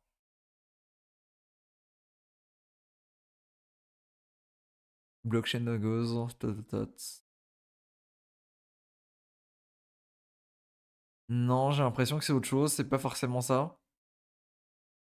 Non, je pense pas que ça passe par. Je pense pas que ce soit le bon plan et que ça passe par. En tout cas, ouais, t'as l'information ici. Effectivement, plutôt sympathique, plutôt intéressant. En tout cas, t'en as quelques-uns ici. Carrier, je sais que j'avais pas trop galéré à le faire passer. Portal, c'est sympathique quand tu vas vers Solana ou vers Aptos, vraiment. Sinon, la majorité des blockchains, c'est très compliqué, notamment tout ce qui est EVM. Rango, il me semble que c'est relativement accessible. Ouh, c'est trop joli comme animation. J'aime bien, j'adore. C'est très cool. Rango, il me semble que ça fonctionne pas mal. Mais Rango plus Wormhole, je sais pas. Je sais pas ce que ça peut valoir. Ouais, c'est Axelar, hein, on est d'accord. C'est bien ce que je me disais. Et Messina, je sais pas, j'ai jamais entendu parler. Est-ce qu'il y a un bridge? Token bridge? Voilà, tac, qui est à la liste aussi. Ça a l'air d'être quelque chose qui est plutôt sur EVM, sauf pour Algorand. Et du coup, tu viens, tu dis, moi je suis de Polygon, moi je veux bridger vers Arbitrum, je veux bridger mes 100 USDC ou mes 1000 USDC, tac. Bridge fee 6 centimes, allez hop, tu check et tu reviews ta transaction et tu envoies, tu fais passer. Mais par contre, vu qu'on est sur Wormhole, il y a une chance sur deux que tu te retrouves avec des jetons qui ont absolument aucune valeur. Faut en avoir conscience, et donc il faut que tu les renvoies de l'autre côté. Je sais que pas mal de personnes ont eu des soucis avec Wormhole, et ça m'étonne absolument pas. Wormhole, c'est vraiment une des pires expériences utilisateurs. Vraiment, j'ai pas trop d'autres choses à dire dessus. Wormhole, c'est une expérience utilisateur qui est horrible. Tout simplement. Ça me fait aussi penser à un truc dont je voulais parler dans le live de ce soir. Grâce. Alors, pas grâce l'herbe, grâce crypto Solana. Grâce. Po. On n'arrive pas même pas à aller sur le site officiel. Est-ce que ce serait ça? Est-ce que ce serait ça leur Twitter? Oui. Tac. On me l'a mentionné hier. Je voulais en parler. J'en ai parlé un petit peu dans la newsletter, de la semaine dernière. J'avais 2-3 soucis. J'ai pas forcément réussi à le faire fonctionner correctement. Donc j'ai pas trop détaillé mon expérience utilisateur. Et là, par contre, cette semaine, j'ai réussi à le faire fonctionner correctement. Et normalement, je devais le mentionner dans la vidéo d'hier, du coup, sur les airdrops qui sont gratuits. Parce que c'est un airdrop qui peut être considéré comme gratuit, il n'y a absolument rien à payer. Et malheureusement, hier, j'ai eu une coupure d'électricité. Et donc, j'ai dû sortir un petit peu la vidéo à l'arrache, la vidéo d'hier soir. Et donc, j'ai zappé de me faire mon script. Et quand j'ai dû me rappeler un petit peu de mémoire les airdrops que je voulais mentionner, Et ben, il y avait Grâce dans la tête, mais je sais pas pourquoi je l'ai pas sorti et donc je l'ai pas mentionné. On va parler donc de Grâce et on va voir ce que c'est ici. Squid, c'est Axelar, effectivement. Get Grâce, je suis dessus depuis 3 semaines, ça me paraît prometteur. Hein, j'ai bien compris que PGN allait mourir, mais comment on swap sur le réseau PGN? PGN, c'est un petit peu comme c'est... Ouais, c'est un petit peu comme Zora. Simplement, c'est comme Zora, il y a pas de DEX, en fait, tu swaps pas sur PGN. Sur PGN, tu vas faire des donations. Tu vas faire des donations à personne parce que la blockchain va se fermer dans 6 mois, mais c'est ça le concept à la base. Stacker des pits pour une bonne idée pour des erreurs potentielles. J'ai pas assez étudié le sujet, mais il y a très prochainement une vidéo sur Pit Network et sur le fonctionnement des oracles qui devrait pas tarder à arriver sur la chaîne, et donc je pourrais répondre à ces questions-là un petit peu plus en détail. Je viens d'arriver, vous avez parlé du airdrop de Altlayer pour les restakes sur Eigenlayer. Ouais, j'en ai parlé, Cyril. C'est vers le début du live. Il y aura la rediff demain 10h ou demain 11h. Vous inquiétez pas, elle sera disponible. Donc je disais Get Grass, qu'est-ce que c'est? Grass, c'est le concept est relativement simple à comprendre. Enfin, la pratique est simple, la théorie est un petit peu plus compliquée. La pratique, enfin, la théorie, on va commencer par ça. Grass, c'est quoi? C'est tout simplement une extension que tu vas installer sur ton Google Chrome ou alors sur ton téléphone Solana Saga sous la forme d'une application. Et cette extension, son taf, c'est de vendre ta bande passante qui ne te sert pas. Voilà. Pas plus compliqué que ça. En fait, tu as une ressource, en tout cas c'est leur speech, hein. Leur speech, c'est de dire que tu as une ressource qui circule, et que tu te sers pas, tout simplement. Tu n'utilises pas à pleine puissance ce que ta box internet te propose de faire, ou alors ce que ton forfait mobile te permet de faire. Même si, attention, si tu t'amuses à faire passer ça sur le forfait mobile, je suis pas sûr que ce soit le bon plan. Et donc, suite à ça, ce qui se passe, c'est qu'eux te disent: «Bah, écoute, nous, on te met en relation avec des personnes qui seraient intéressées pour avoir ta bande passante et en échange, on a une version bêta, du coup, qui est disponible à l'heure actuelle, avec des incentives. Là, on va venir distribuer, je te le donne dans le mille, roulement de tambour, des points, des puntos, évidemment!» Comme d'habitude, hein, on commence à connaître les modèles à points, tout ça. Voilà, et en fait, c'est ça le modèle aujourd'hui. Alors je me suis quand même pas mal renseigné parce que c'est pas rien, enfin en tout cas moi j'étais pas trop chaud au départ quand je me suis dit: «Attends, vendre ta bande passante, mais qu'est-ce que tu vends exactement?» Et donc je me suis posé la question de savoir exactement qu'est-ce que tu vendais, à qui tu vendais, est-ce que c'était potentiellement dangereux pour ce que tu avais sur ton ordinateur? Parce que, bah, effectivement j'ai des choses sur mon ordinateur et j'aimerais bien ne pas les perdre, voilà, hein, je pense que c'est normal et c'est le cas de quasiment tout le monde. Alors, première question, qu'est-ce que tu vends également? Tu vends ta bande passante et surtout tu vends l'utilisation de ton adresse IP. C'est-à-dire que tu vas vendre à des personnes qui ont été validées par grâce, donc c'est pas n'importe qui, et 99 des gens qu'ils ont sélectionnés, c'est des chercheurs ou alors des gens qui vont faire des enquêtes, qui ont besoin de venir utiliser des adresses IP diverses pour pouvoir checker des sites à partir de différentes adresses IP. Par exemple, pour faire des comparatifs au niveau des prix sur des vols d'avion. Regardez sur ton vol d'avion si, je sais pas, entre Paris et je sais pas, entre la Bretagne. Donc, si tu consultes le site de Paris et si tu consultes le site de la Bretagne, est-ce que le prix qui va être affiché est différent? Pas forcément intéressant pour le commun des mortels, mais pour certaines personnes qui font des études, ils sont prêts à payer pour pouvoir avoir accès à ces données-là. Et donc, pour avoir accès à ces données-là, eh ben, il faut avoir des IP qui sont disponibles à ces différents endroits, pour avoir des données qui sont assez intéressantes. C'est typiquement le genre de truc pour lequel l'adresse IP est utilisée. Voilà, c'est typiquement des chercheurs, des professeurs, etc. Et il n'y a pas grand monde qui est validé par grâce et qui peut utiliser ces informations-là. Ensuite, l'autre chose, c'est que c'est également utilisé pour entraîner des IA. Et ça, ils ont tout plein de blog posts qui expliquent exactement comment ça fonctionne. C'est vraiment beaucoup plus technique. Moi, je me suis arrêté à l'explication qui montre comment ils font ça avec des chercheurs, etc., qui ont besoin d'informations. J'ai trouvé ça relativement pertinent et j'ai pas trouvé ça trop déconnant comme offre. Et dans le fonctionnement, en fait, toi, en tant qu'utilisateur, tu fais pas grand-chose. J'ai pas remarqué de baisse sur ma connexion ou quoi que ce soit, hein. J'ai toujours pu faire mes trucs comme d'habitude. J'ai pu uploader mes vidéos, etc. J'ai vraiment remarqué aucune différence. Et globalement, ouais, toi, tu vas juste télécharger l'application. En tout cas, pas directement l'application, mais m'a compris l'extension qui est disponible sur Chrome ou alors l'extension ou alors l'application qui est disponible sur Sona Saga. Et pour te connecter, il faut utiliser un code. Du coup, le code de quelqu'un qui a déjà le compte. Moi, je suis pas trop fan de ces modèles-là. Mais a priori, aujourd'hui, c'est quelque chose qui se démocratise. Et donc, je l'ai mis directement en description. Si ça t'intéresse de tester, de regarder à quoi ça ressemble. Voilà. Il y aura un post demain sur Twitter qui sera un petit peu plus détaillé, que j'ai quasiment terminé d'écrire. Et j'en reparlerai à ce moment-là, quoi. Voilà, je voulais le mentionner parce que normalement, je devais le mentionner hier dans la vidéo sur les airdrops gratuits. Mais j'ai zappé, malheureusement. Voilà, voilà. Et je suis de nouveau plus du tout à jour sur les commentaires, donc je me remets à jour. Et puis on reprend ça pour regarder là où on en est au niveau des commentaires. Alors, hello avec 10. Tiens, en stacking, penses-tu que je peux me rejoindre, rendre éligible à la majorité des airdrops à venir? Non, je pense que ça risque d'être vraiment short. En vrai, à l'heure actuelle, je pense que 30, ça me paraît pas déconnant. Grâce, moi, ça ne marche pas du tout avec le code parrainage. C'est possible, il y a certains soucis qui existent. Je sais que moi, pendant les 3-4 premiers jours, j'ai utilisé l'application, j'arrivais pas du tout à faire ça. Donc j'étais un petit peu limite à ce niveau-là. Grâce, j'ai beaucoup de retours concernant les données qui sont collectées et aucune info sur la team. Donc méfiance, méfiance. On est d'accord là-dessus. J'ai quand même voulu pas mal me renseigner avant d'installer le truc parce que ça fait quand même au moins un mois que j'en entends parler régulièrement. Et je me suis posé la question du coup exactement qu'est-ce qui se passait là-dessus. De ce que j'ai vu et de ce que j'ai compris, il y a rien qui m'a choqué. Maintenant, effectivement, est-ce qu'il y a pas un truc, quelque part, douteux?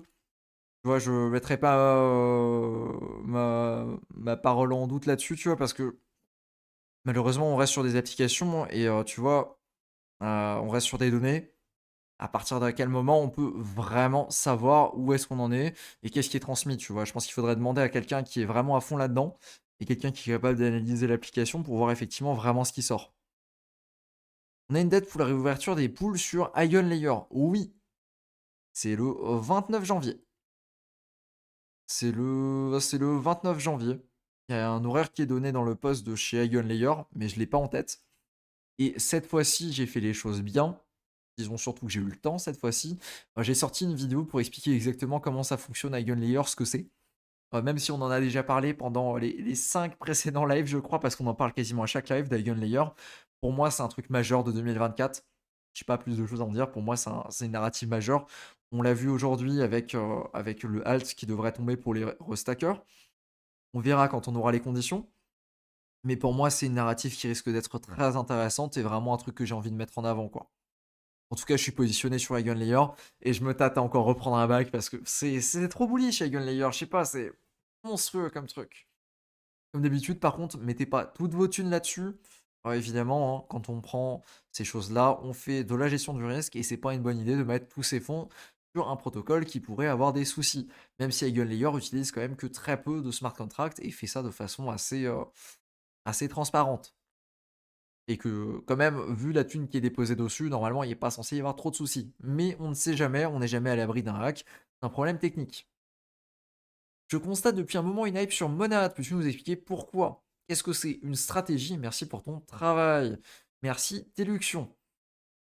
Monad, ça fait peut-être 2 mois que j'en ai parlé. Je crois que j'en ai parlé dans le premier épisode de la première newsletter. D'ailleurs, si jamais vous voulez suivre l'actualité des airdrops, premier lien en description, newsletter, la newsletter pas mensuelle, hebdomadaire du coup, qui tombe une fois par semaine. On fait le récap de l'actualité airdrop. Pour le moment, elle est 100% gratuite et dans les mois à venir, elle va basculer vers un mode progressivement payant. Voilà, petit disclaimer comme ça, tout le monde est au courant. Et à l'heure actuelle, je m'éclate à écrire des petits articles dessus, à écrire des informations, et t'as vraiment le récap de toute l'actualité airdrop. En tout cas, toutes les informations que j'arrive à emmagasiner en une semaine. Du coup, tu disais Monade. Monade, Monade, ils ont une façon de faire qui est extrêmement agressive. Il n'y a pas d'autre façon de dire, en fait. Monade, ils sont vraiment extrêmement agressifs dans leur communication et dans leur façon de faire.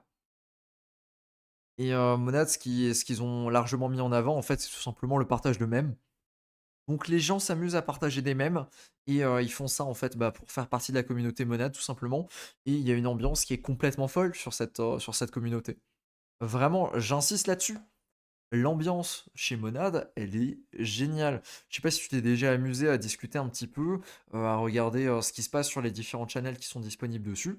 Mais sur plusieurs channels, notamment le channel là où tu as, donc, tout ce qui est un petit peu trading et tout ce qui est un petit peu dégène, donc typiquement les airdrops.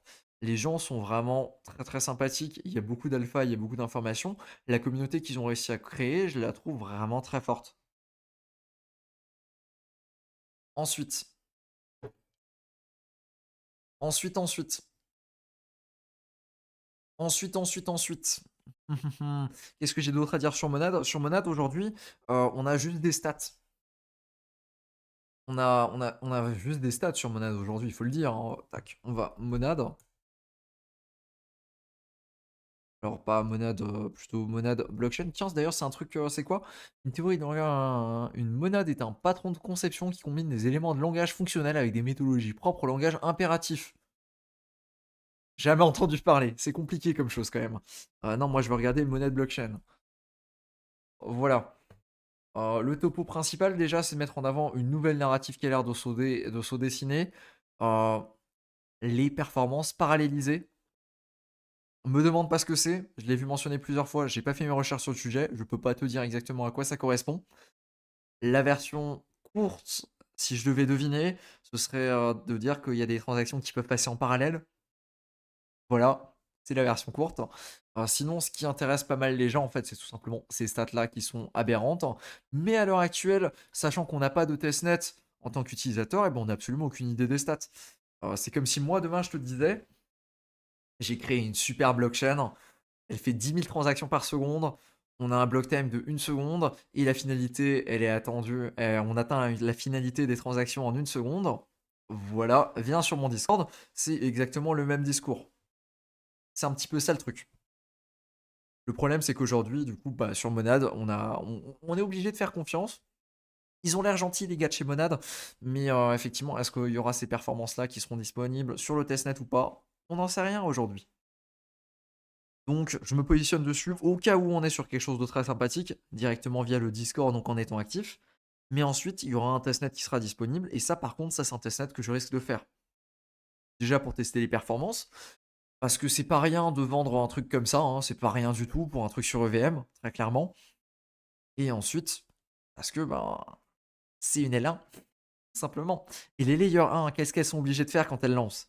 Les Layer 1, elles sont obligées de lancer avec un jeton. Et ça, en général, elles le font sous la forme d'un, je te le laisse dans le mille, d'un airdrop. Voilà pour expliquer globalement ce que c'est Monad et pourquoi c'est hypé aujourd'hui. Ils sont très forts en communication aussi. Ça ajoute beaucoup. Toujours intéressant de farm Zora. Bah Zora, je suis toujours dessus. J'ai quasiment mon score au niveau des transactions sur quasiment tous mes wallets. Il me manque un petit peu d'ancienneté et surtout il me manque des mints des mints Zora et pas juste des mints basiques qu'on peut faire sur la blockchain quoi. Donc lui je le joue toujours. D'autant plus que tu joues potentiellement deux choses avec Zora. Avec Zora, tu joues potentiellement Optimisme numéro 4 et tu joues également potentiellement Zora. Et Zora, je veux pas trop m'avancer, hein. Euh, Conditions d'utilisation. Zora blockchain. Oh, ils sont chiants. Ils savent pas que je suis un mec de la crypto encore. C'est abusé. Je suis obligé de le mentionner à chaque fois. Zora blockchain. Elles sont où les. Ça s'appelle quoi? C'est CGU? En anglais, je sais pas. Bah, on devrait les trouver sur le site. Ça doit être quelque part tout en bas dans le petit onglet. Non. Je vais aller sur le placeholder, mesdames et messieurs. Laissez-moi aller sur le placeholder.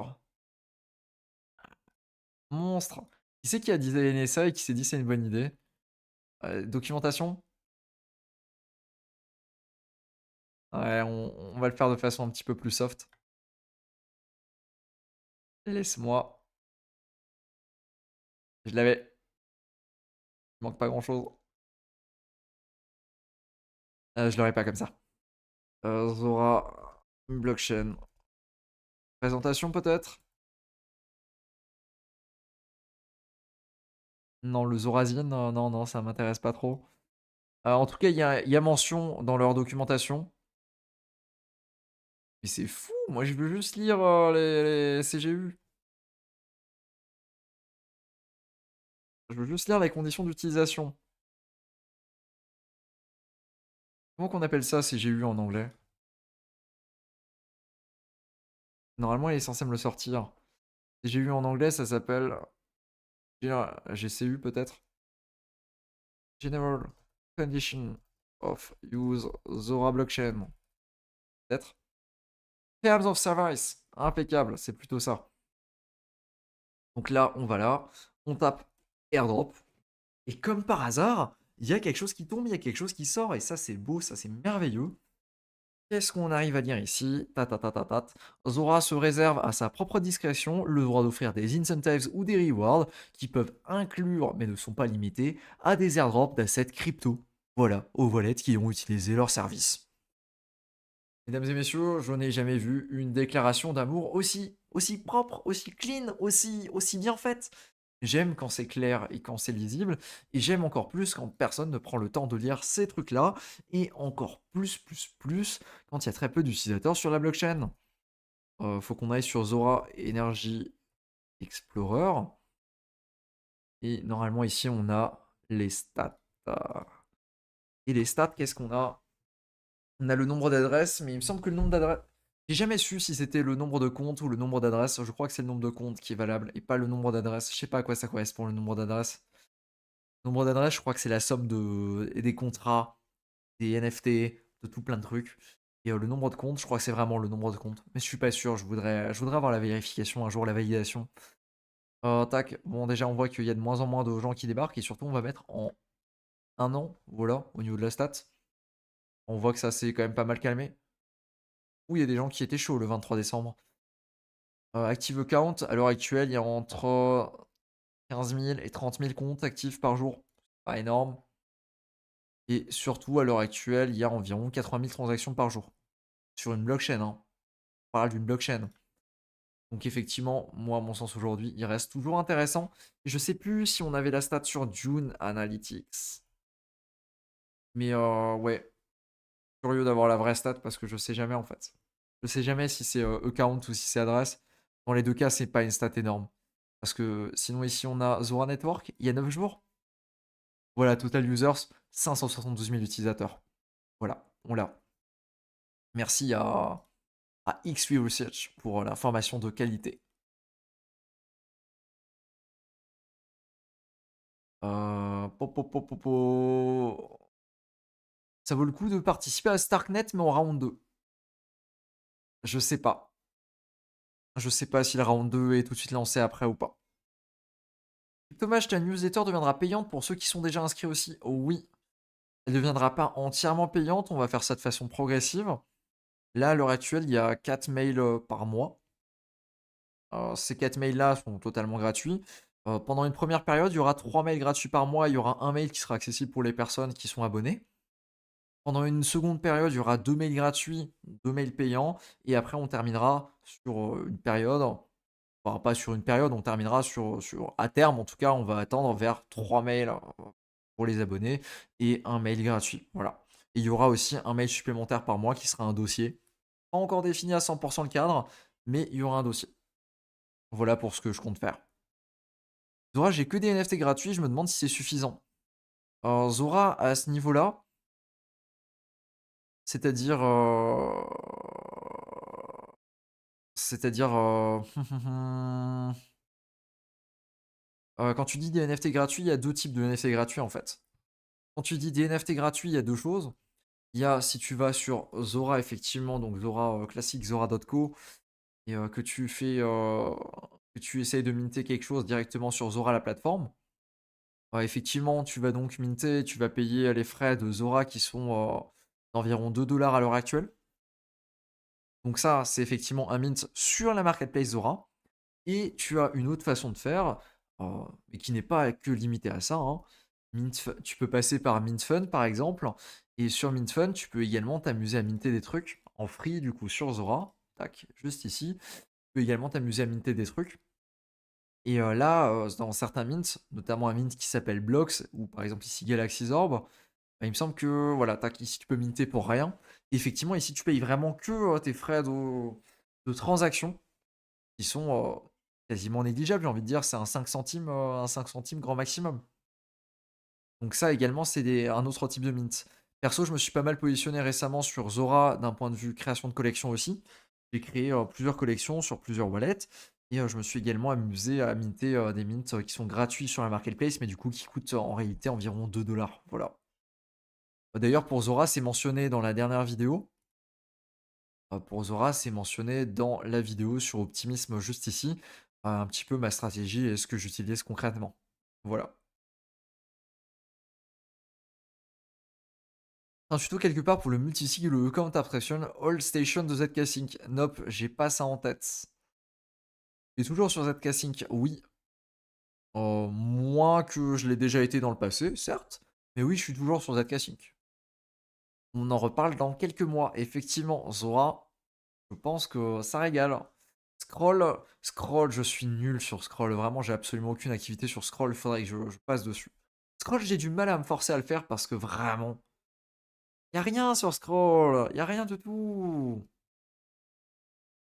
Donc Zora, c'est intéressant de commencer à farm maintenant. Zora, ça commence quand même à avoir un petit peu d'ancienneté. Zora, ça doit avoir 6-8 mois, quelque chose comme ça. On l'a juste ici, la stat de toute façon. Hein. Elle est dans l'Explorer. Zora Genesis, non, je l'ai plus. Si, ça a lancé, voilà, ça a lancé il y a 6 mois. T'as l'information juste ici. Alors, effectivement, c'est à toi de voir si tu considères que le risk reward est bon. Après, je t'avoue que faire 100 transactions avec des frais à 5 centimes, ouais, le risk reward est quand même pas déconnant. Quand tu vois ce qu'il y a à investir juste pour faire des transactions. Or, le fait de passer par la marketplace, attention à bien différencier.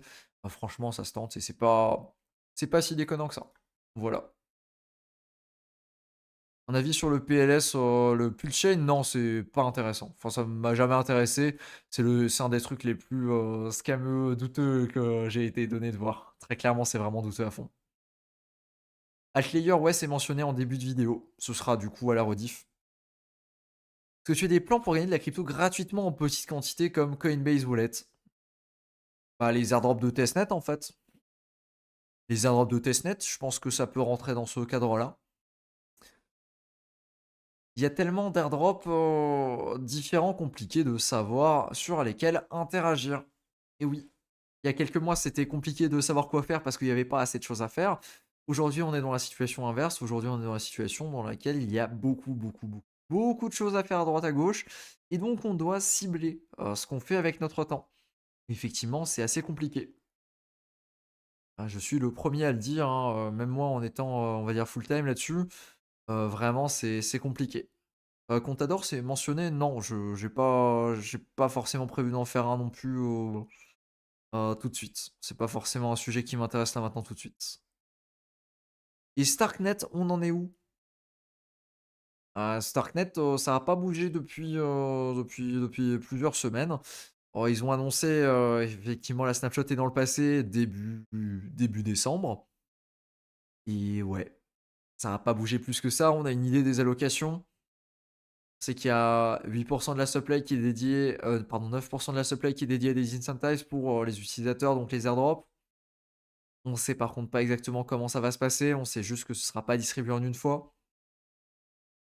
Ouais, plus que ça, on n'a pas d'informations. Et puis, comme je l'avais dit un petit peu plus tôt, pour Starknet, je pense que tant qu'il n'y aura pas la 48-44, ce sera pas live. Je pense pas qu'ils vont sortir le token avant la 48-44. C'est ce qu'il avait l'air de dire Abdel du coup dans une vidéo avec KP, dans un live donc. Il n'y a pas eu du mouvement de jetons Stark? Si, il y a eu du mouvement de jetons. Mais est-ce que c'est bon signe ou pas? C'est pas la première fois qu'il y a du mouvement. Après, si, c'est la première fois qu'il y a du mouvement sur Mainnet pour le jeton. Mais est-ce que ça annonce vraiment quelque chose? Je sais pas. Pareil qu'il y aura une mage le 18 janvier. Il me semble qu'elle est déjà passée. Ok, je pense que ça va faire du bruit quand même. Ou Apple, c'est vraiment. Bof. Ça m'a jamais hypé, c'est vraiment douteux. Juste le bonhomme qui fait l'influenceur de ça, il est détestable. Juste dans sa façon d'être, de parler, de faire. Ah! Je supporte pas ce bonhomme. Est-ce que tu as des informations pour déployer en Kero? Il y avait une vidéo qui fonctionnait, mais qui à l'heure actuelle ne fonctionne plus. Sinon, tu as plein de ressources dans le live que j'avais fait avec Abdel, qui t'explique du coup comment déployer. Il avait mis plein de contenu. C'était le live avec Abdel. Je sais plus si j'avais mis Abdel dans le titre. Ouais, si, c'est ça. Abdel Stark, tac, tac, tac. Ici, avec Abdel, on avait pas mal d'informations. Il y a le Cairo Book, le Starknet Book, le Starknet by Example et le Node Guardian. Du coup, sont des ressources, en fait, si tu veux t'amuser à déployer, quoi. Voilà. C'est vraiment si ça t'intéresse pour faire du Cairo, pour comprendre un petit peu comment ça fonctionne.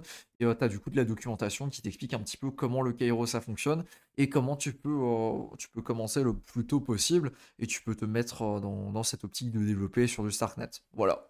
Si ça t'intéresse, c'est disponible, ça existe. Bon, je vous laisse pour ce live. Bonne soirée à toi, Sarsa. Ouais, voilà un petit peu pour les avis sur le Cairo. Après, oui, franchement, vu tous les incentives qu'ils ont pour les développeurs, franchement, ça me paraît pas déconnant, hein. Franchement, ça me paraît pas déconnant. Il y a quelque chose à faire, même si tu veux apprendre et tout ça. Enfin, c'est pas déconnant de commencer à se plonger là-dedans et de côtoyer un petit peu le côté développeur, que ce soit sur un Starknet ou alors sur un autre projet, plutôt avec du Solidity. C'est vraiment pas déconnant de plonger là-dedans. Je l'avais fait un petit moment, je suis pas allé très loin. C'est-à-dire que la chaîne YouTube, tout ça, c'est quand même vachement prenant. Mais ouais, effectivement, il y a des choses à faire de ce côté-là si tu as envie d'être un petit peu plus du côté développeur, créateur, etc. Ouais, il y a des choses à faire à ce niveau-là. Et hop, hop, hop, hop, hop. Est-ce que est-ce qu'on a de l'actu qui tombe en ce moment, mesdames et messieurs? KPR, un dernier cycle où on nous vend de l'EVM à toutes les sauces prochains chics qui sont contents sur une Virtual Machine beaucoup plus optique. Effectivement, c'est possible.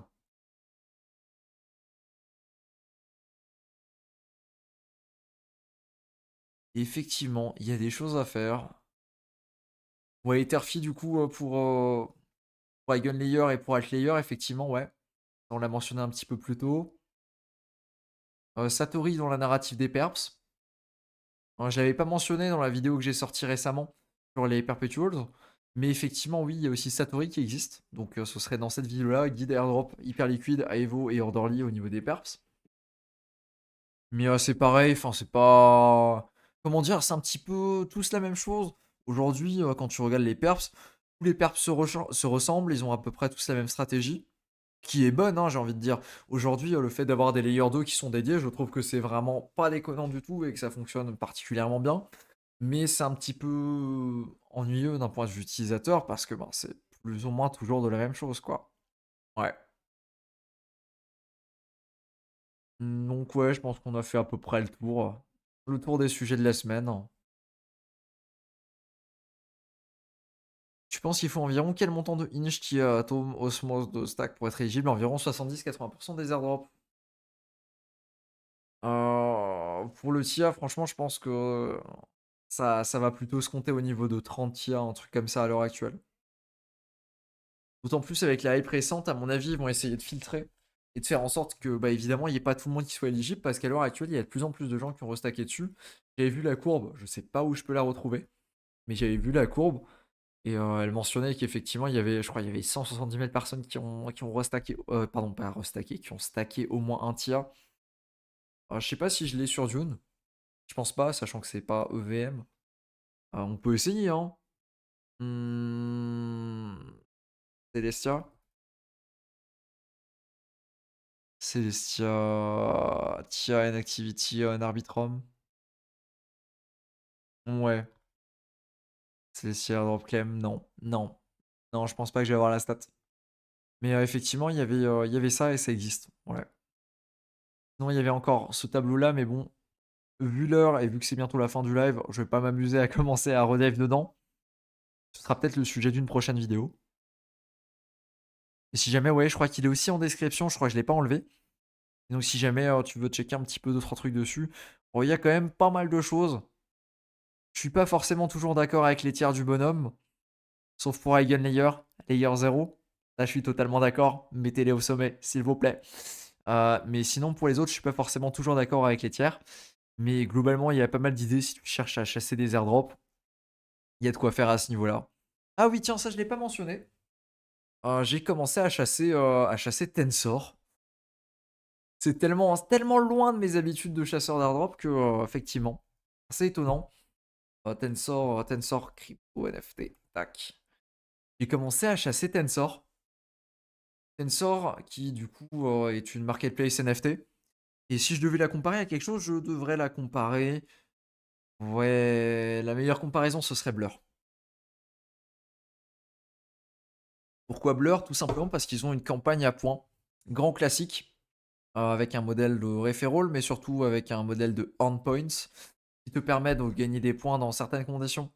Je vais pas pouvoir te montrer ici, mais en gros, les conditions, c'est de faire des bids, donc de faire des enchères pour acheter des NFT et de lister des NFT. Rien de très surprenant, on est sur une marketplace NFT. Et en fait, je le joue de façon très basique, très bateau. C'est super bien parce que j'ai le téléphone pour pouvoir le jouer et donc je peux mettre à jour mes prix en direct quasiment quand ça monte, quand ça descend. Et je le joue du coup sur OpenSolMap. Ouais, on va utiliser la version light, ce sera très bien. Petite. Et donc ça, c'est tout simple en fait. J'ai acheté un OpenSolMap avec un bid. Je vais donc mettre un bid qui est très proche du floor. Donc ici 0,45, 0,45, à peu près avec quelques décimales près. Et je vais le faire passer comme ça. Je vais attendre un petit peu pour accumuler des points parce qu'on sait que plus ton enchère elle est proche du floor, plus tu vas venir générer de points. Et ensuite, au bout d'un moment, bah, il va forcément me l'acheter. Et à partir du moment où il me l'achète, je vais venir le lister quasiment au niveau du floor. Et je vais, en fait, bah, tout simplement venir me positionner comme ça. Voilà, c'est ça la stratégie en gros que j'ai adoptée. C'est une stratégie très basique, elle est passée sur Twitter. Je connais pas bien les NFT sur Solana, donc j'ai pris la stratégie la plus basique qui existe. Est-ce que ça payera ou pas? J'en ai absolument aucune idée. Tout ce que je peux dire là-dessus, c'est que à l'heure actuelle, j'ai pas d'update sur mes points et que l'update, je l'aurai dans 2-3 jours. Donc tu auras probablement une update peut-être dans la newsletter de fin de semaine, donc samedi. Ou alors dans... Ouais, bah alors tout simplement la semaine prochaine, si on refait du coup... Oh, trop bien, c'est marrant, c'est bien foutu. Ou alors la semaine prochaine, dans le live de la semaine prochaine, quoi. Voilà. Voilà pour Tensor, petit truc que je teste à droite, à gauche. C'est assez marrant, ça coûte pas trop cher en vrai si tu joues avec les Open Soul Maps. Et a priori, il y a moyen de se positionner plutôt bien sans mettre trop de fonds. Donc je me tâte. Enfin, pas je me tâte, je suis en train d'exécuter cette stratégie et puis je verrai bien ce que ça donne, quoi. Voilà.